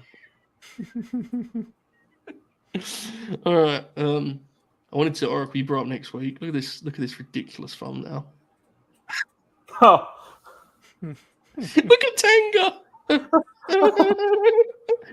Tenga's face there is as if to say, I don't know, I've done it either. Joe, before next week's show, can you cover up the Prime logo on that? I don't want anyone to get the wrong idea. It's fair. It's fair. Very fair. All right. You can cover it with late night grin. Yeah, Bobby's face. Over it. that's actually do that. That may be a good idea. All right. AEW Women's World Title. Toni Storm, Mina Shirakawa. This one's got a lot of TV build, dude. A lot of time on TV. I know it's not been for everyone necessarily, but it's got a lot of time. And I think they've actually I think Mina's done a really good job of just landing on TV and getting her personality across. Some of the segments up and down, but I think mostly it's been positive. And I think the match will be very physical. The only question with the match really is that, how much of the Mariah stuff is going to kind of bleed into the way it's worked, right? Like, that's the only question. That isn't necessarily a bad thing. It's just, it will change the way the match is wrestled. But they're going to whack each other an awful lot. I think this will be a good professional wrestling match. Confirm, shoot, what have you made of this build and such? What do you reckon? I've loved this build, but I'm also very, very high on Mariah May. So yeah, I'm she's biased. kind of the main character, right? Yes. I'm excited for this match. I think Tony's matches have been better lately. I think this will be pretty good. I mean, there's no real mystery to the finish, but that's kind of the case for almost this entire show. So, Mina's winning. Yeah. Exactly. This will be good. I'm excited for it. Like I said, I've liked the build. It's been one of their best built women's matches ever, I would say, which is not necessarily the highest bar in the world, but still, I think it's still fair. Yeah, it's been well done. I think Mina's done well. She's got no reaction that first time, but she's gotten some decent reactions lately. Like, I think she's won some people over. So, this should be fun. The women's division thing that we've discussed now for almost 3 years, like, it has legitimately got quite a bit better. That doesn't mean it's the best book thing in the company.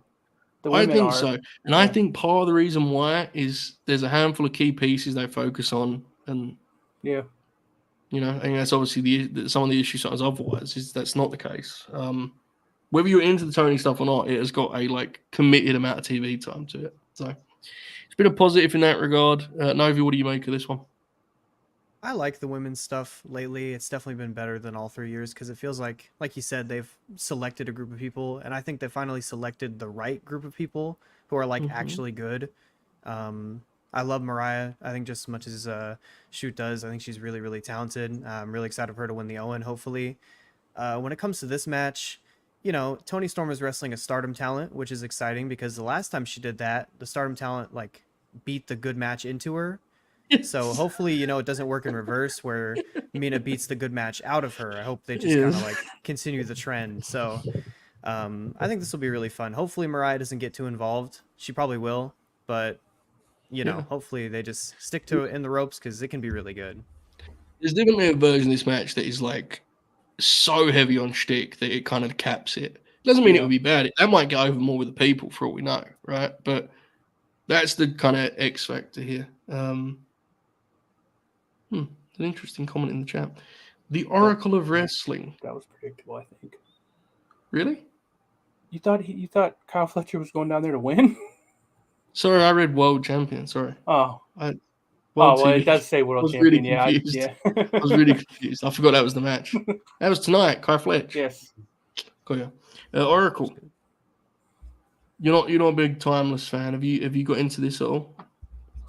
So I'm confused. Explain to me what's going on here. So is this some sort of, and I'm not trying to be offensive or whatever, because cool, whatever, awesome. But is this some sort of lesbian love triangle that we're experiencing? Yeah. Okay. I feel like Mina and Mariah is more of the fucking love you, bro. I feel like so I feel like Tony and Mariah is more motherly, right? And more platonic, right? And then more I don't know. I guess I get what you mean. Yeah, it feels slightly different. Yeah, I get what you mean. I don't know. You adjusted your podcast. You said, "I don't intend to be offensive." Well, I'm not even trying to, because No, I get what you mean. I completely understand you because it's you don't want to jump to conclusions and be wrong. I understood why you would Right. you set up that way, but yeah, it is. Right. That's basically the idea. Yeah, I think I do they've- agree with you. The relationships are different, clearly, because the whole thing is Tony's Mariah's hero, right? So there's like it's a different dynamic. I feel like they've done a good job of not being like. I don't know the right way to put this because I don't want to make it. Offensive is not the right word because that implies something that I don't mean. But like, I didn't want to sound like they haven't sexualized it. That's what I'm trying to say. That I wasn't trying to be like judgmental of like. They kind of have, but I think that's okay. Everything. I don't care.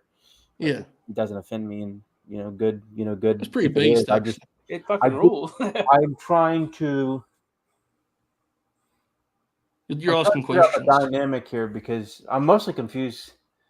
I don't know. I mean, like, I'm not confused about it, but it's just like, I don't know. Who's the baby face? Who's the heel? Kind of, yeah. I thought so. I mean, it is a well done story, right? Like it's been booked well. Mm-hmm. Tactful. And that's true. A good it's word. not overly sexual. I think it started out that way, and then they sort of. It's kind of sexual, and that's fine. Yeah. From that, right? Yeah. Like, I think there's also like a thing where it's not exploitative. Like they're not. But it's also a thing of I think the late 90s in wrestling is like there are some people that are just like they dread any hint at sexuality. See, I'm old enough that's. I'm not like. Yeah. It's I don't know. We don't have to have this conversation. It can be sexual. The Dom and Liv stuff, I think, is awesome. Some people have issues with it. I don't have any issue. I think it's great. I don't think that they've crossed the line with it. This is a good way. I think crossing the line would be more along the lines of like, some. This is. Like a woman getting put through a table, or shit that they used to do, or whatever, or like bombing matches and shit like that. I think the context matters, and I think it's very obviously the story that the three women involved want to tell. And I think exactly. Having a firm rule on like any kind of sexuality on wrestling it's like it's not. It's how it's handled. It's who's doing it. It's why it's being done. It isn't fucking Vince Russo convincing someone, right. It's just. Okay, it's just I'm not gonna pick on Jumanji Hunter too much because he has his opinion, or that's fine. But I will say this: the Dom and Liv thing has actual crossover appeal, and I have. You've experienced it. Yeah. Oracle's latest meet and greet, they were telling him about it. Yeah. I haven't seen a lot of it. It seems like it seems better for what Liv's skills. Liv seems like a lot better at that role than what she was doing before to me. But I mean, in terms of this stuff, like with Mina and Tony, I mean, Mina seems good in the ring. I just haven't really. It seems you haven't seen a lot. She's been there. It's been more character driven. I'm interested to see this match. Tony Storm, I actually became a big fan of in the ring, like in her like in 2020 NXT, and then like. I liked her pretty good when she first came into AEW. Mm-hmm. But like I don't know, the character I'm torn on. I've legitimately found like her stuff funny, but like I know some people who find it to be like, and there have been periods where I thought it was like the worst thing I've ever seen. Yeah, I've changed my mind. No, I know I don't love it or hate it now. I'm just kind of like indifferent to it. Mm-hmm. She's found a bit of balance, I think. I do think she's found it on it because like are good, a part of me like has this expectation that I'll hate it, but I actually think the match will be good. That's why I'm all kind of like rambling on a little bit because I don't really know how I feel, but like it's definitely been booked well, and I think the match will be good. I mean, all this is obviously setting up for the Mariah match. Yeah. Correct. Yeah. The chat's bringing up a good point that I think is true. Also, is that it does seem like Mina's future is in AEW. I think she's going to end up coming over. Yeah, probably.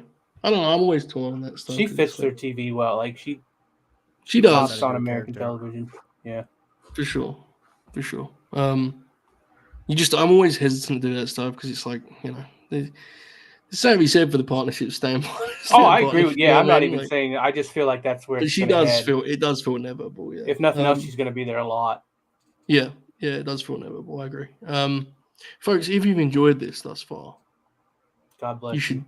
You should, yes, firstly that, and also you should smash the like button. And also, have you heard about the bell, Matt? What?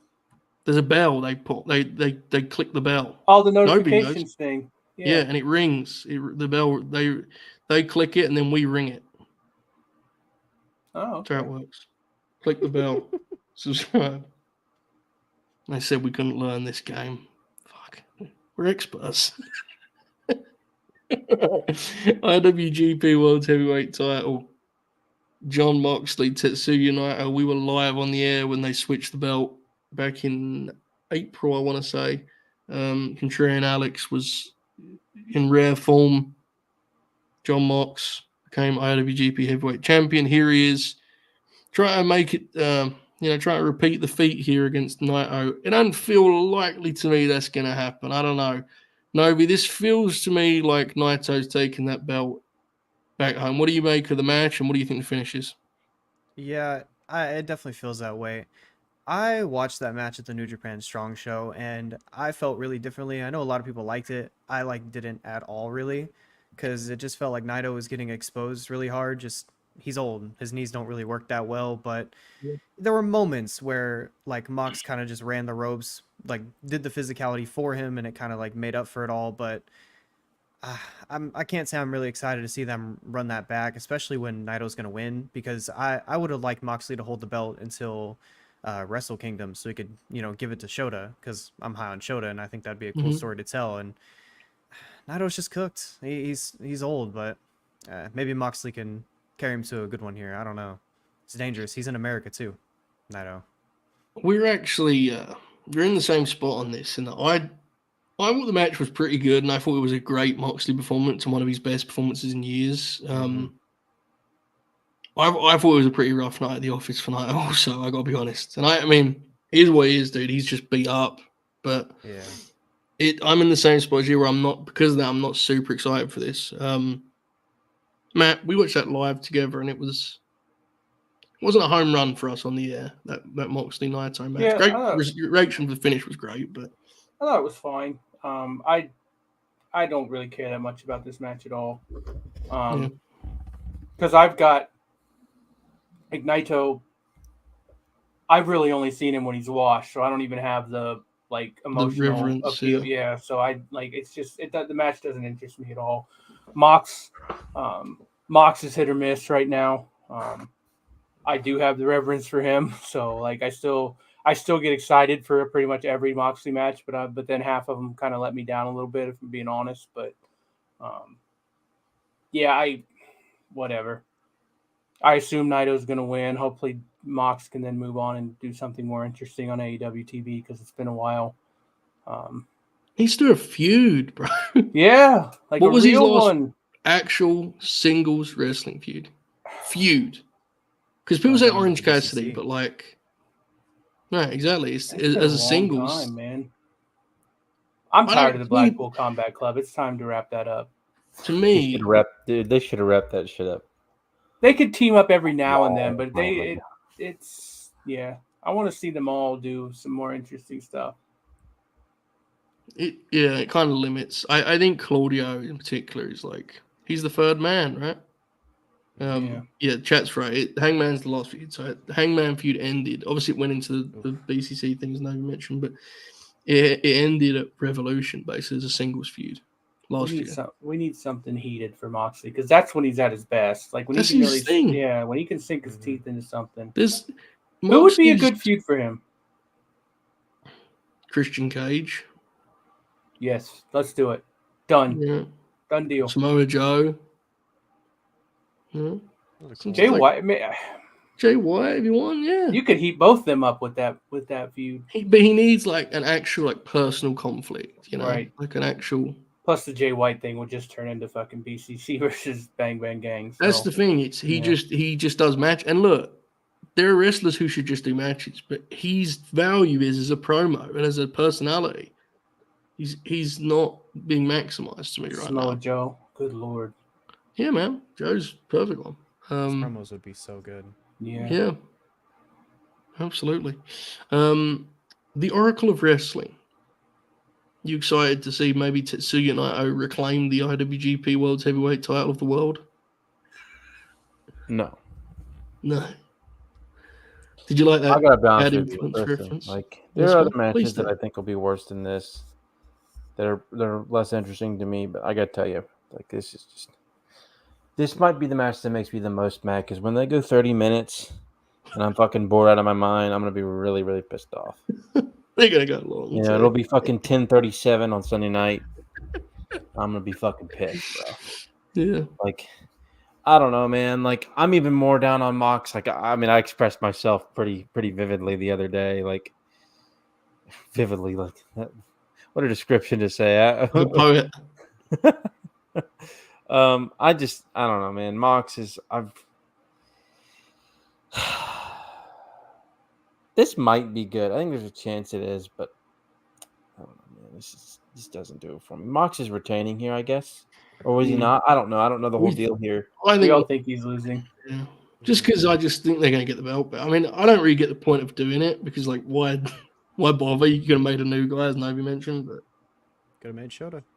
yeah, I don't know. Yeah, I don't know. I mean, It would kind of like, rule if Moxley this is just the beat him issue with again. Forbidden Door every year for me is like, I obviously follow AEW, but like, you know, I don't follow CMLL, I don't follow New Japan, Mhm. so like, There's a limit to how much you can get invested, right? right. Well, it's to me, it feels very non-canon for me most of the Yeah. for the most part. You know, the Owen stuff isn't.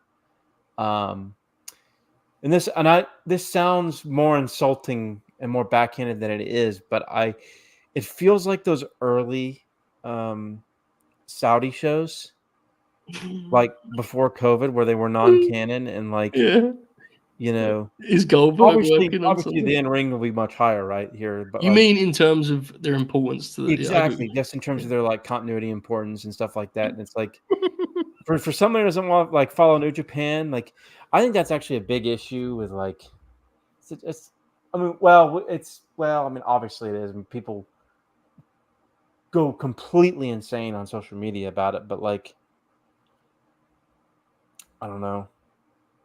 Not everybody follows New Japan and CML or watches AEW, and I'm not the person. I'm not going to be like Ice Cube's kid and complain about so and so not getting video packages or whatever. I don't give a shit about that, but it's like, I don't know, when you do a show like this, it's kind of like why.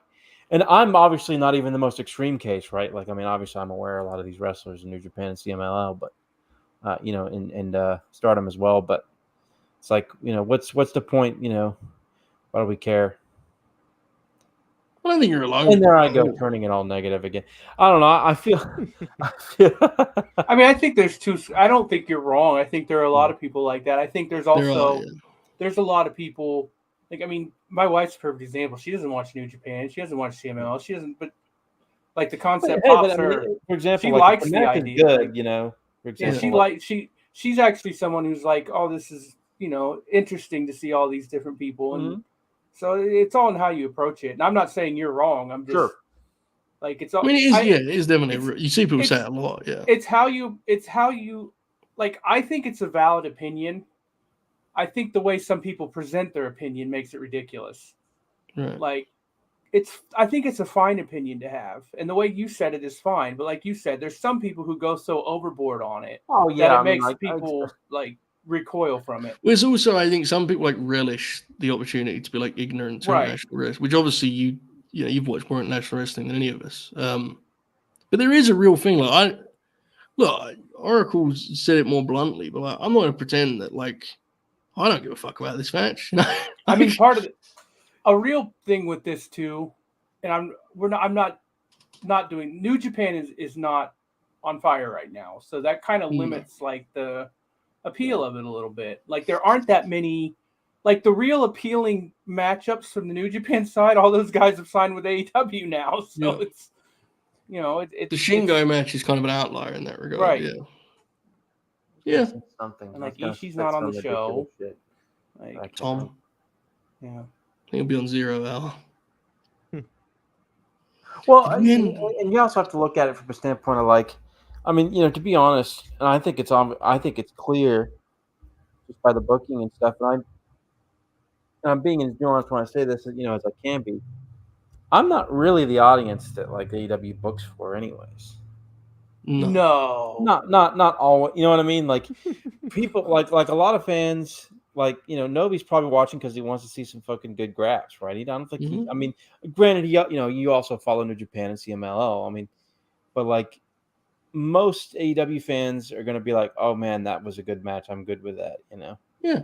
And it's not that they're, it's not that it's just that, but like, people watch for different reasons. AEW's whole, their whole thing is, people make memes about it now, but we're the best wrestle, and the whole idea is that they have good bell-to-bell action, but which is fine. Yeah, it's fine. It doesn't. I think you and I are more. Well, I'm gonna tell you something. The sicko stuff is very upsetting to me because. Well, that's my fault. I apologize. Well, I mean, the sicko stuff sucks. The sicko stuff is not. They're not booking for sickos, man. No, that stuff is embarrassing. You're right. Yeah, but I know sickos, bro. They put Ospreay and Kyle O'Reilly in a match and said, "This is for the sickos, guys." That was crazy, bro. Come on now, let's be serious. We're gonna do the temperature thing. I can feel myself. We're not doing the temperature thing. We're at an hour and 56 minutes. I've read that line all night. I want to give my thing. I actually do want to talk about this because this is the late night Grin, and I should feel confident enough on the late night Grin to talk about some things without feeling like I'm gonna get DMs calling me a fat fuck. So, the problem I have right now with All Elite Wrestling, and I think this show is going to be great. No doubt it's going to be a great wrestling show. Is when I watch it, I enjoy it. And the question of that would be, so what's the issue? I don't know if this is an issue. This is how I feel. There was a time where when an AEW show would end, I'd think to myself, I can't wait to see what happens with this, that, and the next thing. And I don't feel that anymore. Now, that could be a me thing. That could be a non-issue. Anything in between. I don't know if anyone in the chat feels the same way. It could literally just be a me thing. But the problem is, it's not just you. Yeah, I think I look at this card, and we've gone through it here tonight, and we've had fun, and I'm always happy to talk wrestling, and I think the show is going to be great. But I can't sincerely tell you that we've talked about a single match tonight that I actually care who wins. And that is getting hard for me as an older gentleman now. As I change and my fandom evolves, I want to actually care, I want to actually, I really want this guy to win. A lot of this is very exhibition to me. And that isn't necessarily worse or inherently bad. But it does stand out to me. When we do predictions for the finishes, it's kind of like, this guy will win probably. But I don't actually care, I don't know. That's just me personally. I mean, I think that's a good way to put it because, the best way I can describe my AEW fandom at this point is that 99% of the time, I enjoy the shows and it's a good time for me to watch them. And it's a good, it's something that I enjoy every week to watch those shows with my wife. But when the shows are over, I don't think about AEW very much until the next show. Right. Now, for me, with where I am in my life, that's almost a good thing. Because I'm kind of at the point where I don't really want, as funny as it is to say this on a wrestling podcast, I don't really want to spend as much time on wrestling as I I've, so as we cross 2 hours, right? I'm fine with that. We only got 3 matches left, but I understand the criticism. I'm not gonna say that it's wrong because I think it's fair. It's the problem is the conversation about AEW is so fucked that I pull my punches because a lot of the stuff I'm saying is said by people that I don't respect or want to co-sign. Yeah. Because they're not saying it out of a sincere disinterest. They're just saying it because that's the thing. I saw at Wrestle Periods when we did the Dynamite reviews, I saw the interest drop. I felt it. I saw my pay go down because of it, And the reason for that is the way to currently monetize AEW content is to bury it. That's the way to do it. That's it's patently obvious. That's the way to have a bulletproof approach to covering AEW. And I don't think any of us want to do that ever because the reality is we all experienced wrestling when it was one promotion, one national promotion. It fucking sucked, dude. AEW is the only promotion I watch, and that's probably I mean, I say it all the time. It's the last promotion I'm going to watch. So it's like, if it fails, I'm done. So the balancing act I find is always like being fair and like not being one of those guys who like just is trying to punch, constantly just attack this second promotion that we've waited all these years for. But I still do think there's a middle ground between doing that and just being like, well, it's I'm loving it as much, because I'm not, and it does bum me out a little bit. I have to be honest. It's this week, guys, again, I feel comfortable saying all this here because it's the late night grid. If it's not for you, this, I understand. But I didn't have to do Dynamite this week, and I honestly felt like a weight lifted off my shoulders, and it was a good show. This is what I'm saying. But I don't have anything left to say about the shows. Yeah. And I don't know. I guess that's something that made sense. I think you make a good point, honestly, because I make content on this stuff, and my most popular video on my channel is hating on AEW. I didn't hate on it. I was being honest and sincere. Right? I was criticizing, but you kind of have to pick a side, and if you pick hate against one company or another is always going to get you more views. That's just how it works. Right. And I think that kind of drowns out all the valid criticism. It makes you feel like you can't actually say something about how you feel because you have to say this sucks or this is really good and defend your point to the death, It's exhausting. Like the wrestling, it's a shame. And look, we shouldn't on some level we shouldn't care about this, but we do, and that's the reality of it. But like AEW helped professional wrestling in so many ways, and it absolutely destroyed discussing professional wrestling. Yeah. But which is fine. Again, that's worth it. Yeah, it's worth it. Yeah, it's just we're in a particular bubble and we're talking here, and it's like it's exhausting, but it is. I mean, like I thought Dynamite was really good the last 2 weeks. Hilariously, like Jake's talking about in the chat where they're so scattered. Like, my wife was complaining on Wednesday about them lingering on stuff too long. Yeah, like she's like, why are they cut to something else? What are they doing? Yeah. So it's like I just don't know. I think the biggest issue with AEW right now is that they need to find their identity again. They're missing their identity. It's inconsistent week to week what their identity is. I'm not even remotely saying it's bad because I've watched shit way worse than what AEW is right now. It's good most weeks. It is good most weeks. But yeah, I mean, look, it's in a down period right now. Cody brings it up in the chat, and he's not. The 3 hours thing is terrifying. I really hope that if that happens, they at least do what they've done in the past and make the 3rd hour Rampage and, give you the option to not watch the 3rd hour. But yeah, I don't know, man. I don't know. It's fine. Like, I just wish I cared more. Right. I miss that. Yeah. I miss being excited on pay-per-view week. I miss that, some people still have that excitement. This is what we used to say about WWE years ago, but I think the quality is still better than what I remember when we were gushing about AEW in late 2021, and rightfully so. It was electric. We were talking about how it was going to end, and for what is we all felt like, even at the time, I remember thinking like this could probably end in like a year or so, right? Because even the hottest, what's the longest? I mean, we don't have to have this whole long, but because we still got 3 matches to cover, but what? Like a company's been really good for maybe 3 years, the longest.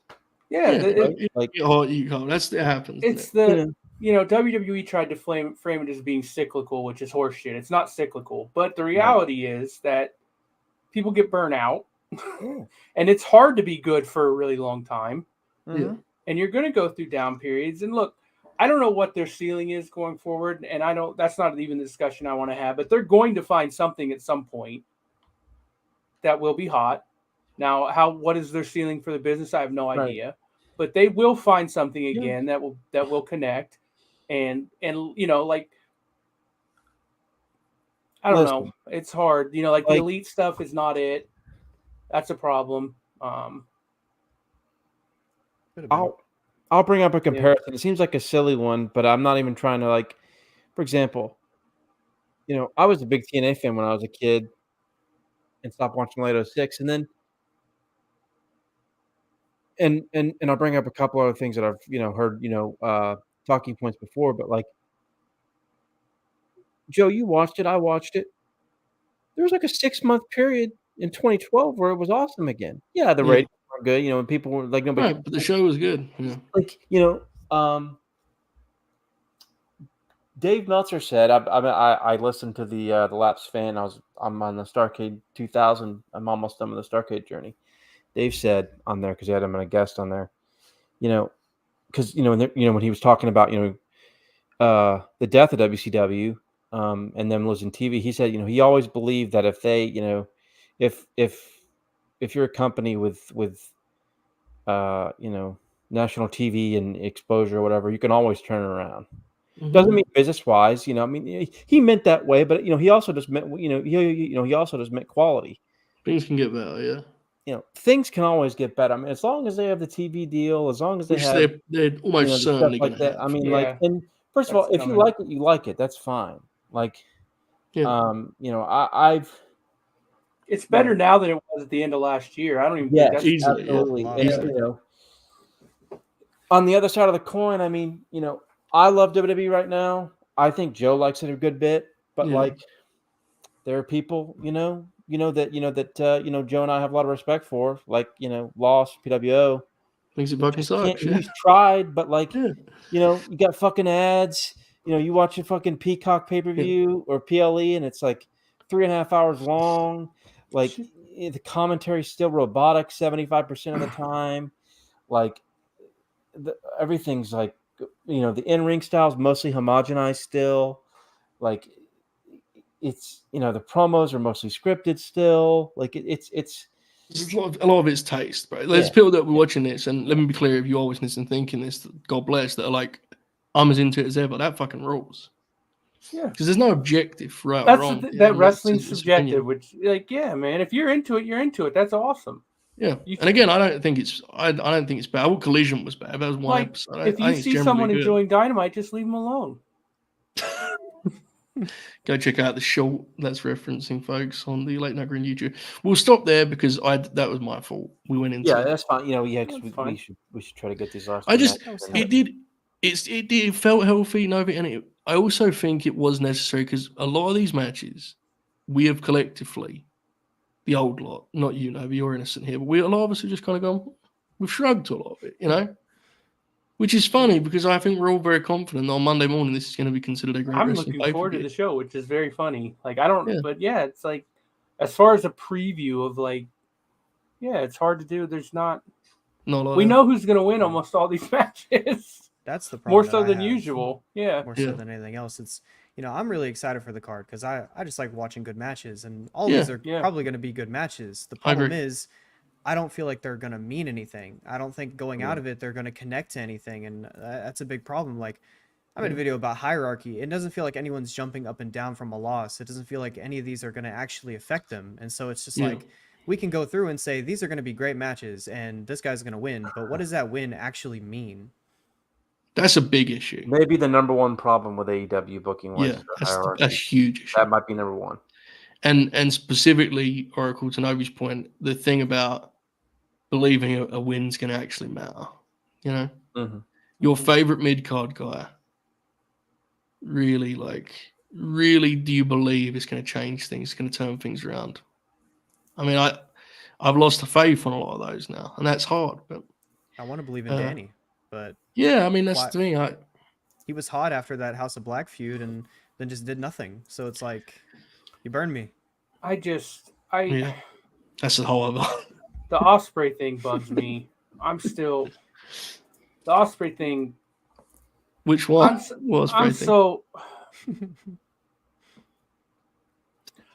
I'm so tired of everything needing to be a long-term build, man. Ospreay came in. He was the hottest guy in the company. Fucking put the belt on him and let's fucking go. And instead, he's going to lose to Swerve. He's going to lose to Max. And then we're going to have to rebuild Will Ospreay when he was the hottest fucking thing in the company. And I'm sick of that shit, man. Not everything needs to be a 3-year build. Not everything needs to be a 2. Like, have him come in, win the title, and let's go. Instead, he's scared to hit his fucking finish now. He's gonna lose the Swerve. He's gonna lose it. Like, fuck off, man. What are we doing? That almost killed Bryan Danielson. Like, what are we Come doing? on now. Shit, just got fired up at 2 hours 9. I just don't understand. We're like, Yeah. him winning the belt at Wembley was a no-brainer. No-brainer, period. I'm sick of this, everything needing to be this long-term build. He's the one guy on the entire roster They're going to cool him that off. you can get invested in and say, I want him to win. Yes. And I'm not obviously I'm not the biggest Will fan. And this summer feels like it could be a pretty big downfall for him. Oracle, he became Adrian's favorite wrestler in 2 weeks. Yeah. Like, not even exact. Like, that is her favorite wrestler. She is someone, admittedly, who watches wrestling with me, but she's on her iPad and she's playing game. When his music hits, it goes down and she's watching the program. Real. And they're like, they are actively going to hurt him with what they're doing right now. They're going to make people like him less. Like, he's already, like, why is he hesitating to hit his fucking finish? Grow up, man. What is this shit? Like, what are we doing? I didn't realize you were so passionate. That's some about like, this. do you know what that is? That's some like Shawn Michaels NXT level booking right It's there. bullshit. I hit my move, I hurt something. He should I be didn't winning realize the this was a title. whole time. Like, why did Okay. he win the fucking... Why is he the internet... Like, what the fuck? Why does he need to be the... Like, he should win the Owen. He should win the title at Wembley. And let's go. What are we doing? Yeah. What are we doing? Telling They need to stories. have a babyface Adversity, baby. superstar top guy. They need to have that. They need that. And I love Swerve, to be clear. I It's not love Swerve. I Swerve, think you're saying I he think should drop Swerve's the doing belt a to good, Ospreay I at think Wembley. Swerve's doing a good job as the champion. I don't think any of this business stuff is his fault. I think he's No. doing a good job as the champion. I agree. But unfortunately, the way professional wrestling works is sometimes somebody gets hotter than you. And Will Ospreay was hotter than him, and you put the belt on Will Ospreay, and let's go. That's what professional wrestling is. Listen to your crowd, man. And instead, we're going to do this bullshit, and he's going to win the title in a year and a half, and it's not going to mean nearly as much. And he, like, fuck off, man. Like, can we fucking do business? Please. And with that, let's get this fucking trios match that I have no business wanting to watch out of the way, can we?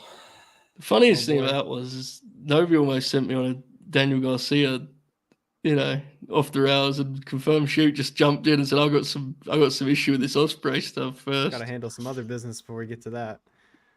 Mercedes Moné, Stephanie She's good. Vaquer. I like This her. match is going to be fucking great. We watched Yeah, their it match is. live on the air, their first match for New Japan. This is going to be sick, dude. Mercedes is going to leave for 2 belts, we assume, right? Fired up, locked in. This could be one of the best matches. This could be the match of the night, in fact.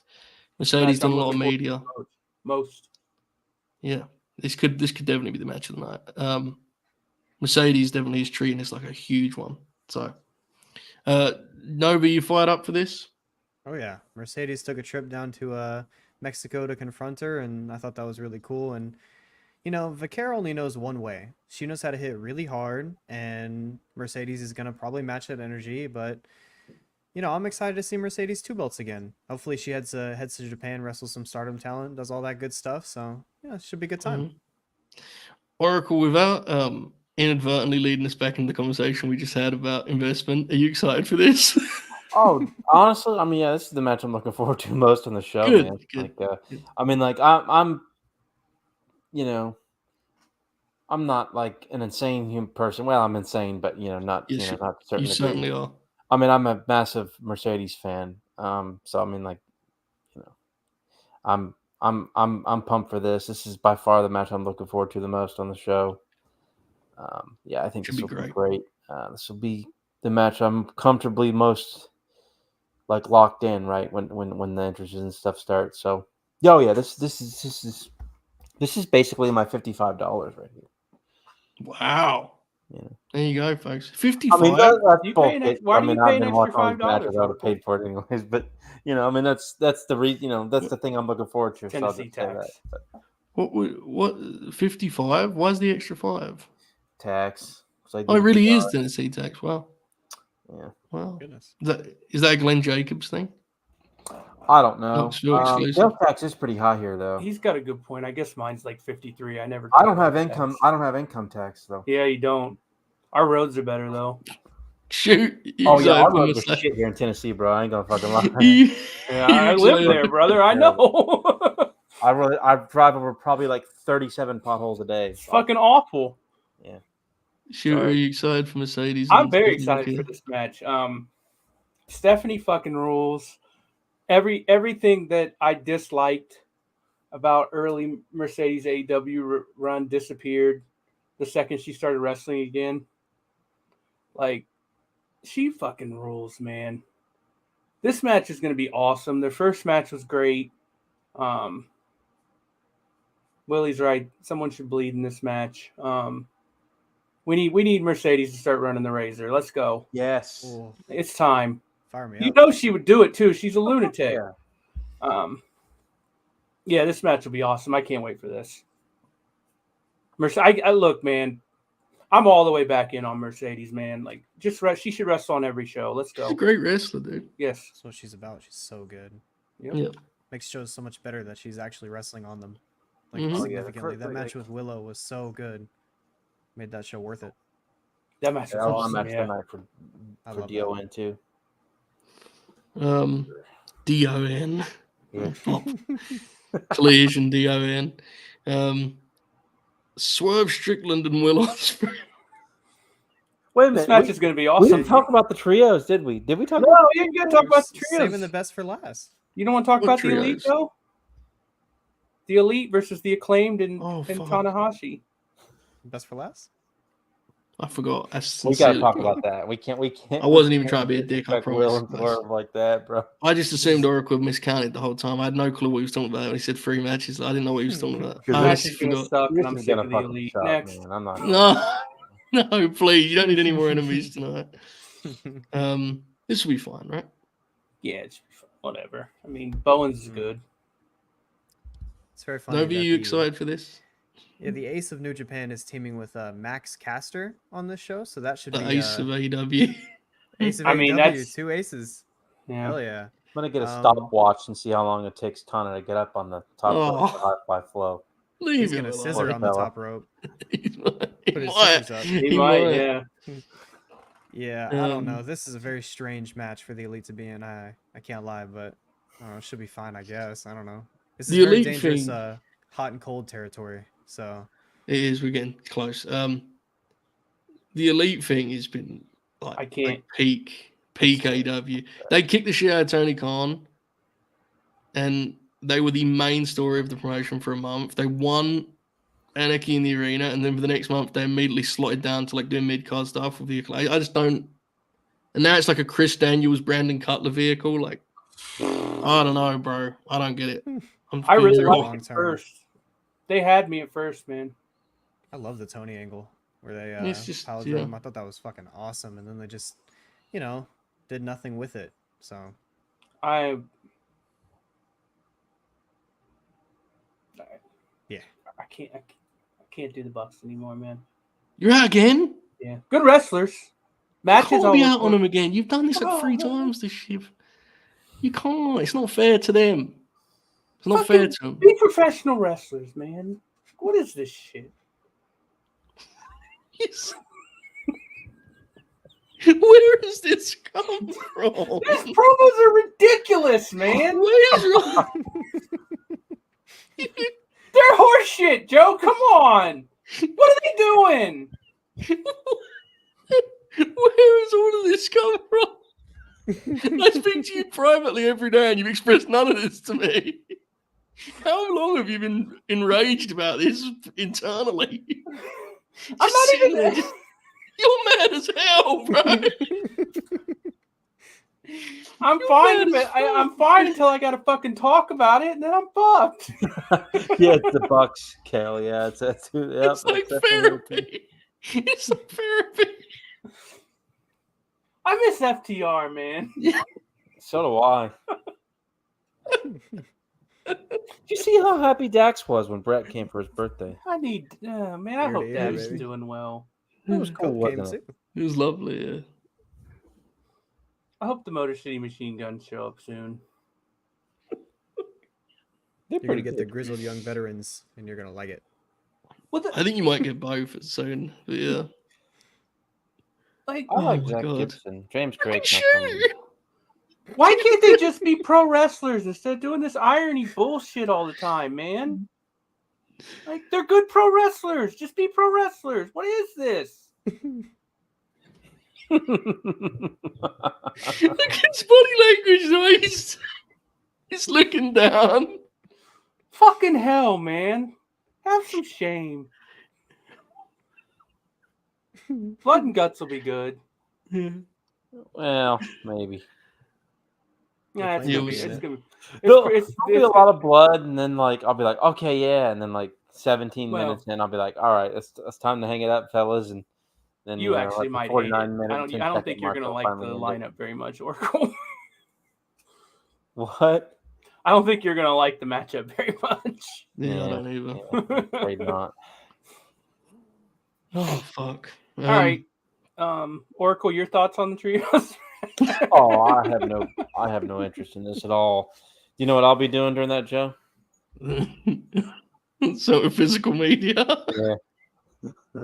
What was the word? What did you say? Cataloging physical Catalog. media. You gotta get that in a tweet. Get ready for the Twitter machine. You tweet that when you're, forget the You need- Lexi face. You just gotta tweet cataloging physical media. Lexi had the best tweet ever today. Did you see it, Oracle? Oh yes. Fucking She's oh, a bro. beast. And a Q&A she opted to do, and she was still like, fuck this. These fucking nerds are asking about wrestling. Oracle, did you see Jenny asked if she's ever watched the Late Night Grin? Jenny is the best, dude. Yeah. Jenny is the best.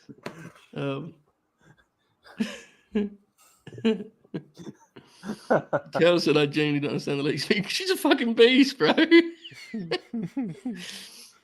She has her match to money ratio over the last 4 years is legitimately like legend in Saudi levels.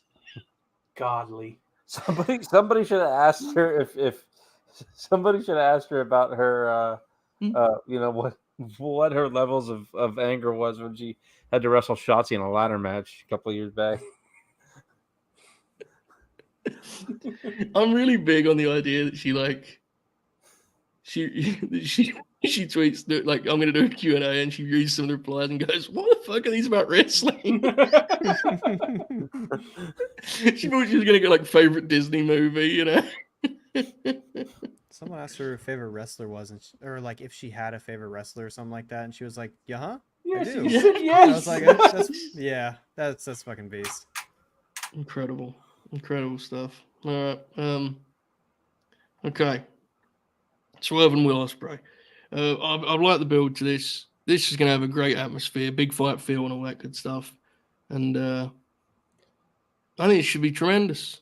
I'm very excited for this, actually. This is the match that I do actually have, I do care who wins. I think it's pretty clear who's going to win.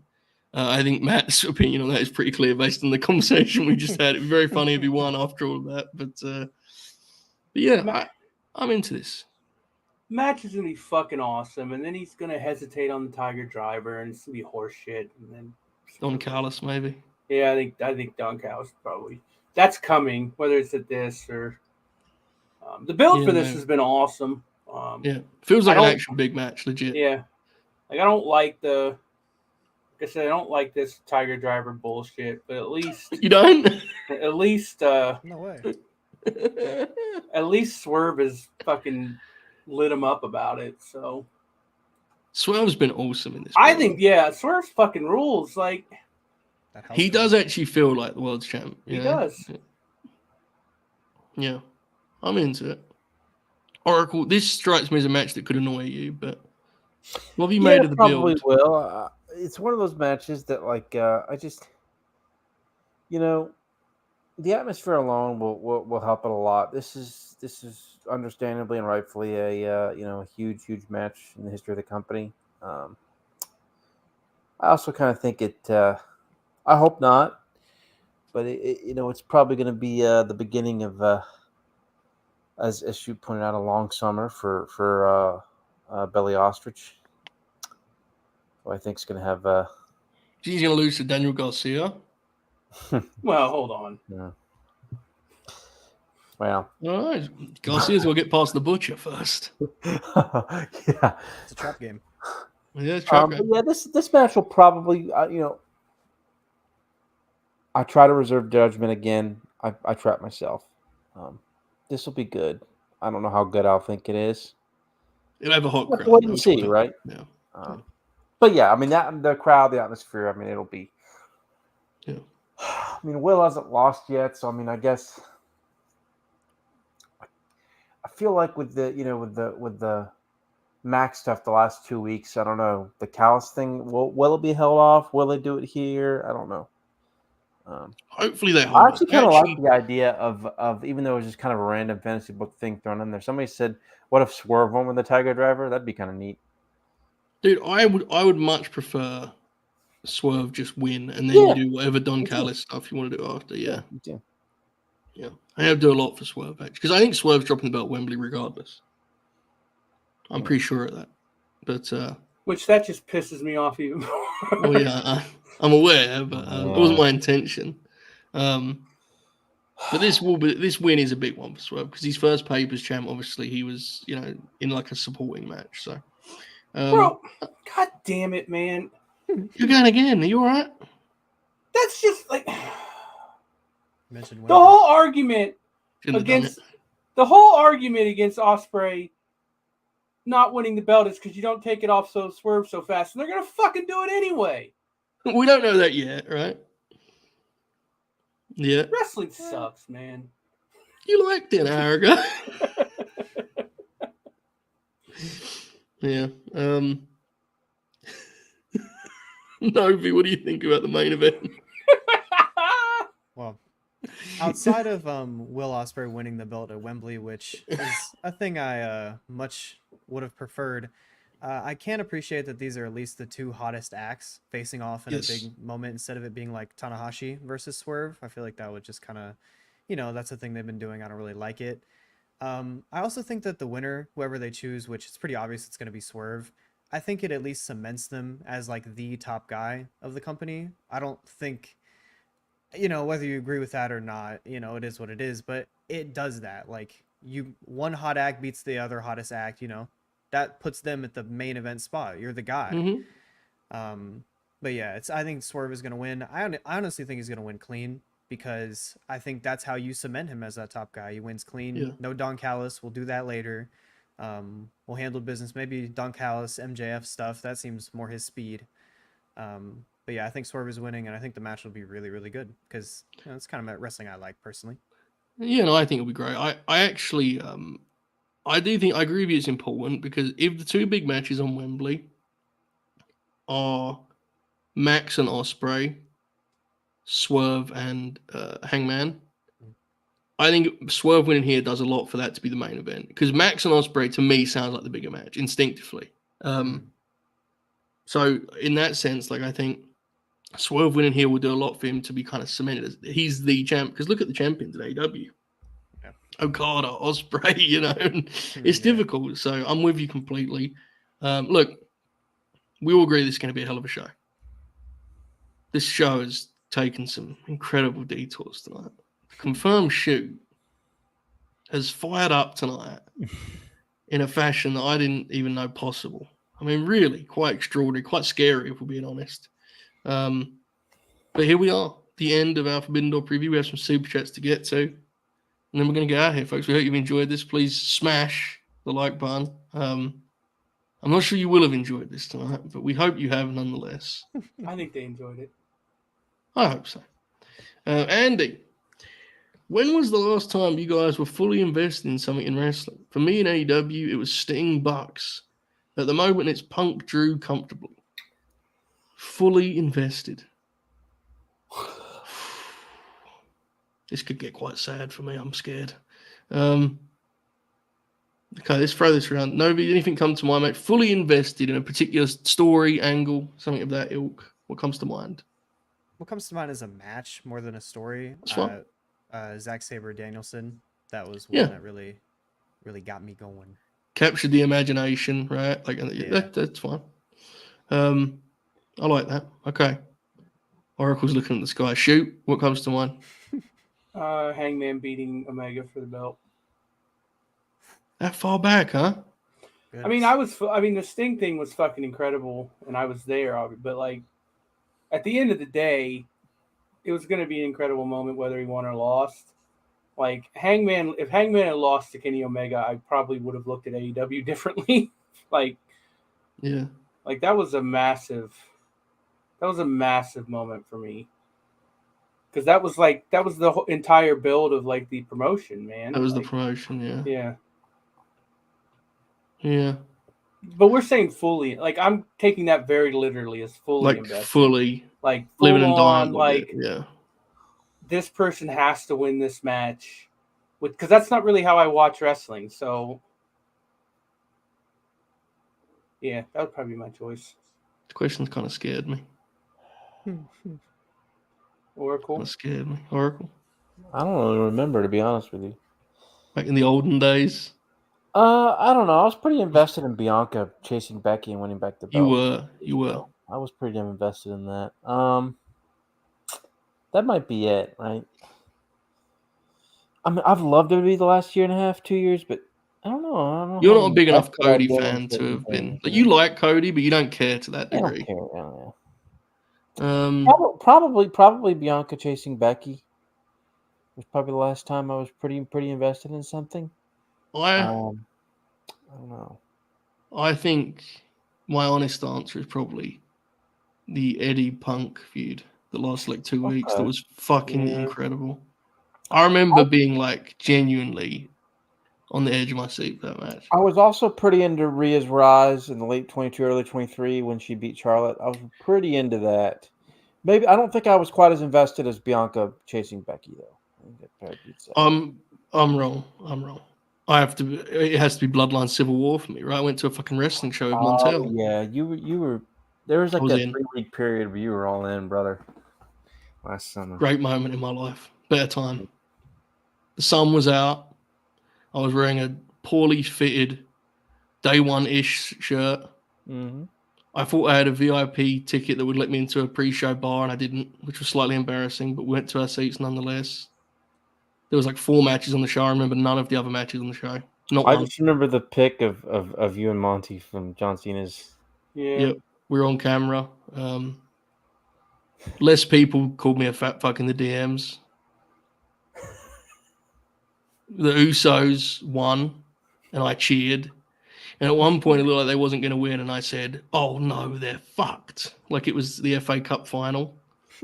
And when they won, everyone in the O2 Arena stayed for like 20 minutes to sing "Down Since Day One-ish," while the people partied, and Michael Cole looked like he was crying. Different time. Feels like a lifetime ago. That was when Collision had just started. I remember. Because it's like July 1st, right? No, it was like July. It was like July 16th closing. Well, no. Well, your Money in the Bank was. Money in the Bank was after. Yeah. Anyway, that was my answer, Andy. I have a new take. Actually, I changed my opinion. I think I'm gonna say the Sting and Bucks, the Sting's retirement, just because I knew I was gonna be there, and it was my first like wrestling pay-per-view ever. And That's rules. Yeah, that got me. Yeah, that's my answer. To answer Ryan's question, yes, it is bad. Yes, it is. We also watch wrestling differently. I think there's levels to it, right? Yeah. I think you can be into stuff without being fully invested and be invested in the product, right? As a whole, but you can like stuff without being fully invested. Yeah, like being like I don't know, being invested in a story. I mean, that obviously helps, but I think that kind of comes and goes with wrestling. I do think it's harder now too because we know too much. Yeah, that's a big part for us. Exactly. You know how the cheese is made and stuff, and also, I mean, it's just like it changes. Like you're a lot more invested when you're you're a lot more invested when you're a kid. You watch very different. It has to be really fucking good to be invested as an adult, I think. It is also a reflection of like there aren't really many feuds in wrestling anymore. No. Like, there aren't. Like, someone sent a super chat and was like, "What's the feud of the year?" And is Punk and Drew already the feud of the year? And so, what is the feud of the year without Punk and Drew? Yeah, that's the feud of the year because it's the feud. It's the only feud. Yeah. Yeah. That's crazy, right? What is that like? Because again, that ain't an AEW bad, and I'm just commenting on like what are the best feuds in wrestling? I don't watch wrestling to root for my faves anymore. That's just not how I watch it. Doesn't mean I don't have faves, but I'm not I usually am not like watching a match rooting for a wrestler. I guess that's just growing up, right? Yeah, like that's just not how I watch it anymore. Which I'm not saying that's a good thing or a bad thing. That's just not how I watch it anymore. Yeah. Made me ponder things. I mean, I guess because like I don't know, like I'm pondering it too, because like the stuff with The Rock during Mania build, I wanted to see what was next, but I wasn't like invested again, like with Cody winning or anything. But I was just like, oh, I want to see what happens next. That did fucking roll. You're right. Yeah, that's a good call. Yeah, good question. It felt like a Monday Night Raw when I was like a little kid, right? Like that's what good that shit was. That was a good question, Andy. Thank you. I hope our answer was not incredibly depressing. J Blood. They may have been undermining their mandate, promotional purpose, and the premise as to why talent should want to work there, but they've put on some pretty cool shows as of late. I didn't know where that was going. I'm familiar with the super chat, so I had a feeling, but I didn't know the context. But thank you, J Blood. I hope you're enjoying the show. Cal, what a great grinner Cal is, huh? What a legend. Says, promise I'm not doing a WWE versus AEW thing. Oh, you know what that means? But I think AEW needs to look at people like Tiffany and Braun when thinking hierarchy, changes, and elevation. You need to give people pushes, absolutely. I think you're just using that's the one thing WWE has improved dramatically. That's like why people have gotten over is they've created a hierarchy. They're actually good at. Yeah, they've created a hierarchy again. No, it's not fine and perfect, right? It used to be a lot better in the 80s, 90s. That's just the truth. Wrestling hierarchy and wrestling has not been great for the last 25 years anywhere, but it's so much better in WWE now. And AEW they have all the tools to make a good hierarchy. They just don't do it. I think Mariah is going to be the one person that Mariah's the highlight. Yeah. And until she loses at Forbidden Door or at Wembley, and I just fucking give up. It stood out on Wednesday. Like I actually liked the Garcia segment quite a bit actually. Yeah. But I do get what Ibu was talking about of like it felt like they were trying to make up a lot of ground in one segment that could have been made up over the last 3 months, but whatever. It came off kind of phony to me, even though I liked it a lot. Like in the way I'm saying that, right? Like in the sense like it was like we're in Buffalo, so we're going to present Dan in a way that we haven't presented him whatsoever. Yeah, he's a main eventer, but only in Buffalo. Yeah, I also don't. I don't buy for a second. They're going to follow up on it, which is kind of the story of Dan's run. He's wrestling the Butcher this weekend, so he's going to lose to Ospreay next week, and then he's going to probably wrestle Max on TV and lose that one, and then we'll see what happens then, right? But hopefully it works out. For a month or two after that. I'm rooting for him. Maybe so. Jumanji Hunter, if not Ospreay, Mariah should win and main Wembley. That'd be cool as hell, dude. Mariah doing a lot of the media for that show would be fucking great. She's hilarious. She's a great wrestler. I mean, she gets at a level that a lot of these wrestlers just don't anymore. Mm-hmm. Yeah, it'd be cool with the main. I don't think they're gonna main event. But I don't think that's gonna happen. But I think she's gonna win at Wembley. I really do. Maybe I'm being naive. No, I do too. I agree. The main event thing is actually, especially if Hangman was to win the belt as a heel, which I personally expect. I could be right. It could be Dragon. It could be Sarah. That'd be a good way to close the show, I guess. But I just don't think they're gonna do it. Cal back again. Defended Dijak and got called a dynamic performer, and the guy who says Ospreay sucks. Oh, how tremendous show. Dynamic, great. It's a great compliment. Thank you, Cal. We appreciate it. We appreciate the support very much. Andy, this will be our last one, and we'll get here unless I say a lot. Last call. Keep giving us money. Keep going. Andy says, God, we're at 2 hours and 40. Oh, we're almost done. It's okay. Andy says, what is it about Punk's approach to feuds? Thank you, Oracle. Punk's approach to feuds that sets him apart from everyone else? Is it just the promos and attention to detail, little nuggets? quite frankly, I think he's one of the few top guys that's like an active inspiration for him. Is he liked classic wrestling rivalries? Yeah, I mean, like, honestly, like, and I love Punk. He's awesome. He would have fit in, 30, 40 years ago, too. But, like, watch old wrestling and, like, there's probably like 70 or 80 wrestlers in the States or more that could do, probably more than that could do that. And the crazy It's thing not, is, they like, just don't do that today. his throwback. promo work in the Drew feud is like he's barely scratched the surface of his top level stuff. Oh, Like, yeah. he's been good, but he ain't been like he's doing a wrestling feud. Mm-hmm. And a lot of the boys, politely and respectfully, if the boys are given the creative control, a lot of them will just want to wrestle, and that's fine. But he generally will use his creative control for feud. Doesn't mean they're always good. Last year on Collision, he tried to do too many feuds. He had like 5 rivals all at once, and he muddied the waters. But the reality is, a very few of the top guys really try to have wrestling feuds now. Mm-hmm. It's kind of staggering. Yeah, I don't know. I think he paces Strange. things really well. I think he builds to the matches Yes. better than anyone else. Like, people have their opinions on Punk, but he hasn't really touched Drew at this point. And we're all desperate to see that match. So it's like, Yeah. there's merit in that.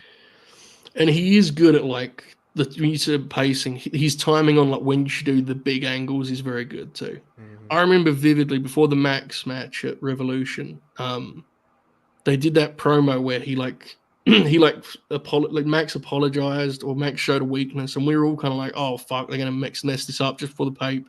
And then the go home was the one where they hug and Max kicks him low and he gets the juice, and oh my goodness, what an angle that was. Tremendous good times. It wasn't the sentiment I was going for, but it's where I ended up. All right, folks, this has been the Late Night Grin 115. It's gone very long. I don't know if we achieved anything tonight. I don't know if this was enjoyable to listen to. I doubt it, but I enjoyed it. I got to see Confirmed Shoot fire up like the I olden thought this days. show was fucking awesome. I had a blast tonight. I could tell. You started yelling and shouting at me about Will Ospreay. It was I'm crazy. fired up for Forbidden Door. Let's go. I love it. I love to hear it. All right. Shoot, any final words, plugs, promotions? Anything else about Wembley? No, I don't think I have anything else. I can't remember what WNBA games are on this week and to plug them. So watch them though. Watch them, folks. It's better than Chris Jericho working Arena Mexico. I can promise that. The Oracle of Wrestling. Any plugs? Money in the Bank preview next Friday. What is your Bobby and Chris going to be with us? I believe so. Okay. I believe so. Chris is booked. I know Bobby will be there, but I You think ready, so. Joe? You ready to hit that button for 2 weeks from tonight? 2 weeks from tonight? Yeah. Oh, yeah. Sorry. Ask again. Yeah. You ready to hit that button, Joe? There you go. 2 weeks from tonight. I won't be there, but Joe explained. Yeah. 2 weeks from tonight, the biggest Grin-along in the history of Grin-alongs will be live for the Prestige. Is that who it is? Yeah. Prestige. The Prestige show. It's 7 a.m., guys. I'm sorry. Featuring Roderick Strong versus Timothy Thatcher, and maybe Athena versus Masha Slamovich, Alex Shelley versus Chris Sabin, Amazing Red versus Leo Rush, Mike Santana versus Shelton Benjamin, and then as soon as that show ends, we're headed to Japan for the doubleheader as Io Sky heads to Marigold and AJ Styles heads to Pro Wrestling Noah. I do not even have a legal way to watch the AJ match, so it's going to be an absolute extravaganza, no doubt. Fired up 2 weeks from tonight, but of course, as Oracle mentioned, next week we have the Tungaloa Express rolling on. How long is that? 8 hours, right? Yeah. I'll be here for the Prestige show. Yeah, we're going to have a lineup switch, so it's going to, I think the first lineup is like Manny, I want to say, Alex, yourself, and I think then we're going to switch in Chuck and Six Star. I think we're going to join for the Marigold and Noah. Nice. I think I may have just announced stuff that I haven't confirmed. Wouldn't be like me. So that's what's coming up. Also, we're going to have Grin Grappler Jeff Jarrett this month, next month, and also Grin Grappler presents the Squashes of Sid. My God. What's the match lineup for the Jarrett show? We're not sure yet. I think we're going to skip WCW as an act, though, because it just feels like... Yeah. There's going to be some Memphis Jerry Lawler on there? Oh, yeah. We need to do some Memphis. What I think we might do is... The difficult thing is...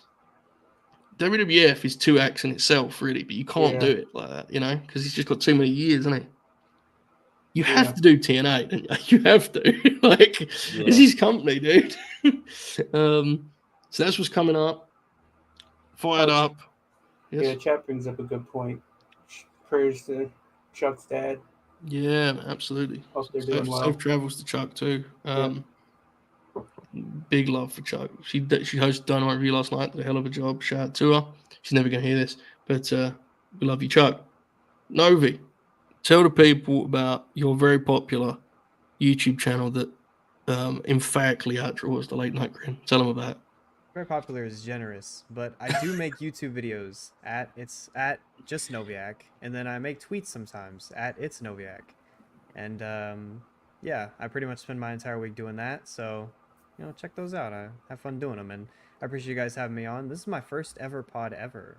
Say it twice. My God. So, what experience? 3 Forbidden Door, baby. You picked a great one. Oh yeah. Every pod up, this is going to be easy. After getting through hot and cold talk, everything looks a you little did bit it. brighter. Had no intention of doing it, and it actually happened. Amazing. But check those videos out. I was saying to know before we went live, but a lot of it's like topics that we'll discuss in this format, but in a way that's much more easy to consume without watching us and R and Oracle look at the sky and me drink water and hold my beard like I'm the Undertaker in 1999. So, go check that out. I link below in the description thing, so everyone go do that. This has been the Late Night Grin. Don't forget to comment on the video. Comment below. Comment on what should they comment? You can comment prayers up for Cameron Brink again. Here's a good one. Comment hot or cold. True, hot or cold, yeah. Your thoughts on Will Ospreay refusing to hit the Tiger Driver? Things of that nature. Yes. Physical media lists. What else could they come? I mean, honestly, you could put anything, man. Go to Dijack's Wikipedia and just copy the intro and put it in the comments. The lyrics to Hey Ya. Whatever you want, man. Go crazy. Couple of things. The Tope Suicida has already made 2 shorts from this stream. I haven't been able to see them, of course, yet, but he's just messaged me, so look out for those. Check out, we did a video yesterday Tope produced, which was the draft show we did a couple months back, condensed to just a mere hour, which for us is a feat. You'll see the seeds of my anger get planted, folks. Yeah, and the key there are graphics for the draft. Oracle, did you see this? Did you see your one?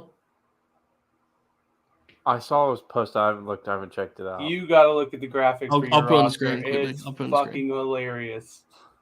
Okay, kill dead air for me, Matt. Don't talk about Wembley though, please.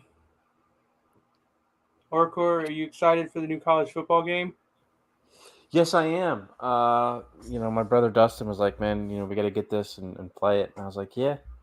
Did you see Colorado's a top 10 rated team in the game? Oh, fuck. Are they going to be in the AP top 25 at the start of the season? They'll be lucky to win 6 games. Dude, they're not gonna be able to. They're gonna be. Well, they might go I can't like talk 4 too and 8. much. Who knows if Carolina can win? South Carolina can win 6 games, but I mean, Gamecocks are fucked anyways, dude. I mean, this new college football world. Yeah, Buckeyes are fine. Y'all be okay. Y'all can thrive in this environment, but we're okay. The graphic is updated as we go, but this is just after 5 pixels. But look at the backdrop. That is DVD. Outstanding. Please look at who the post is by. Oh, that is awesome, bro. I'll put some others on the screen while we're doing this because everyone should. Even if you've seen it, it's the visuals. gosh. Bro, come on. Look at this shit. That was quite scary. Yeah, it's horrifying. Yeah, it is. Look at Alex. Is one of them will go, because this is funny. A sincere plug, but also funny. I think I saw this. Dude, look at this fucking assholes roster.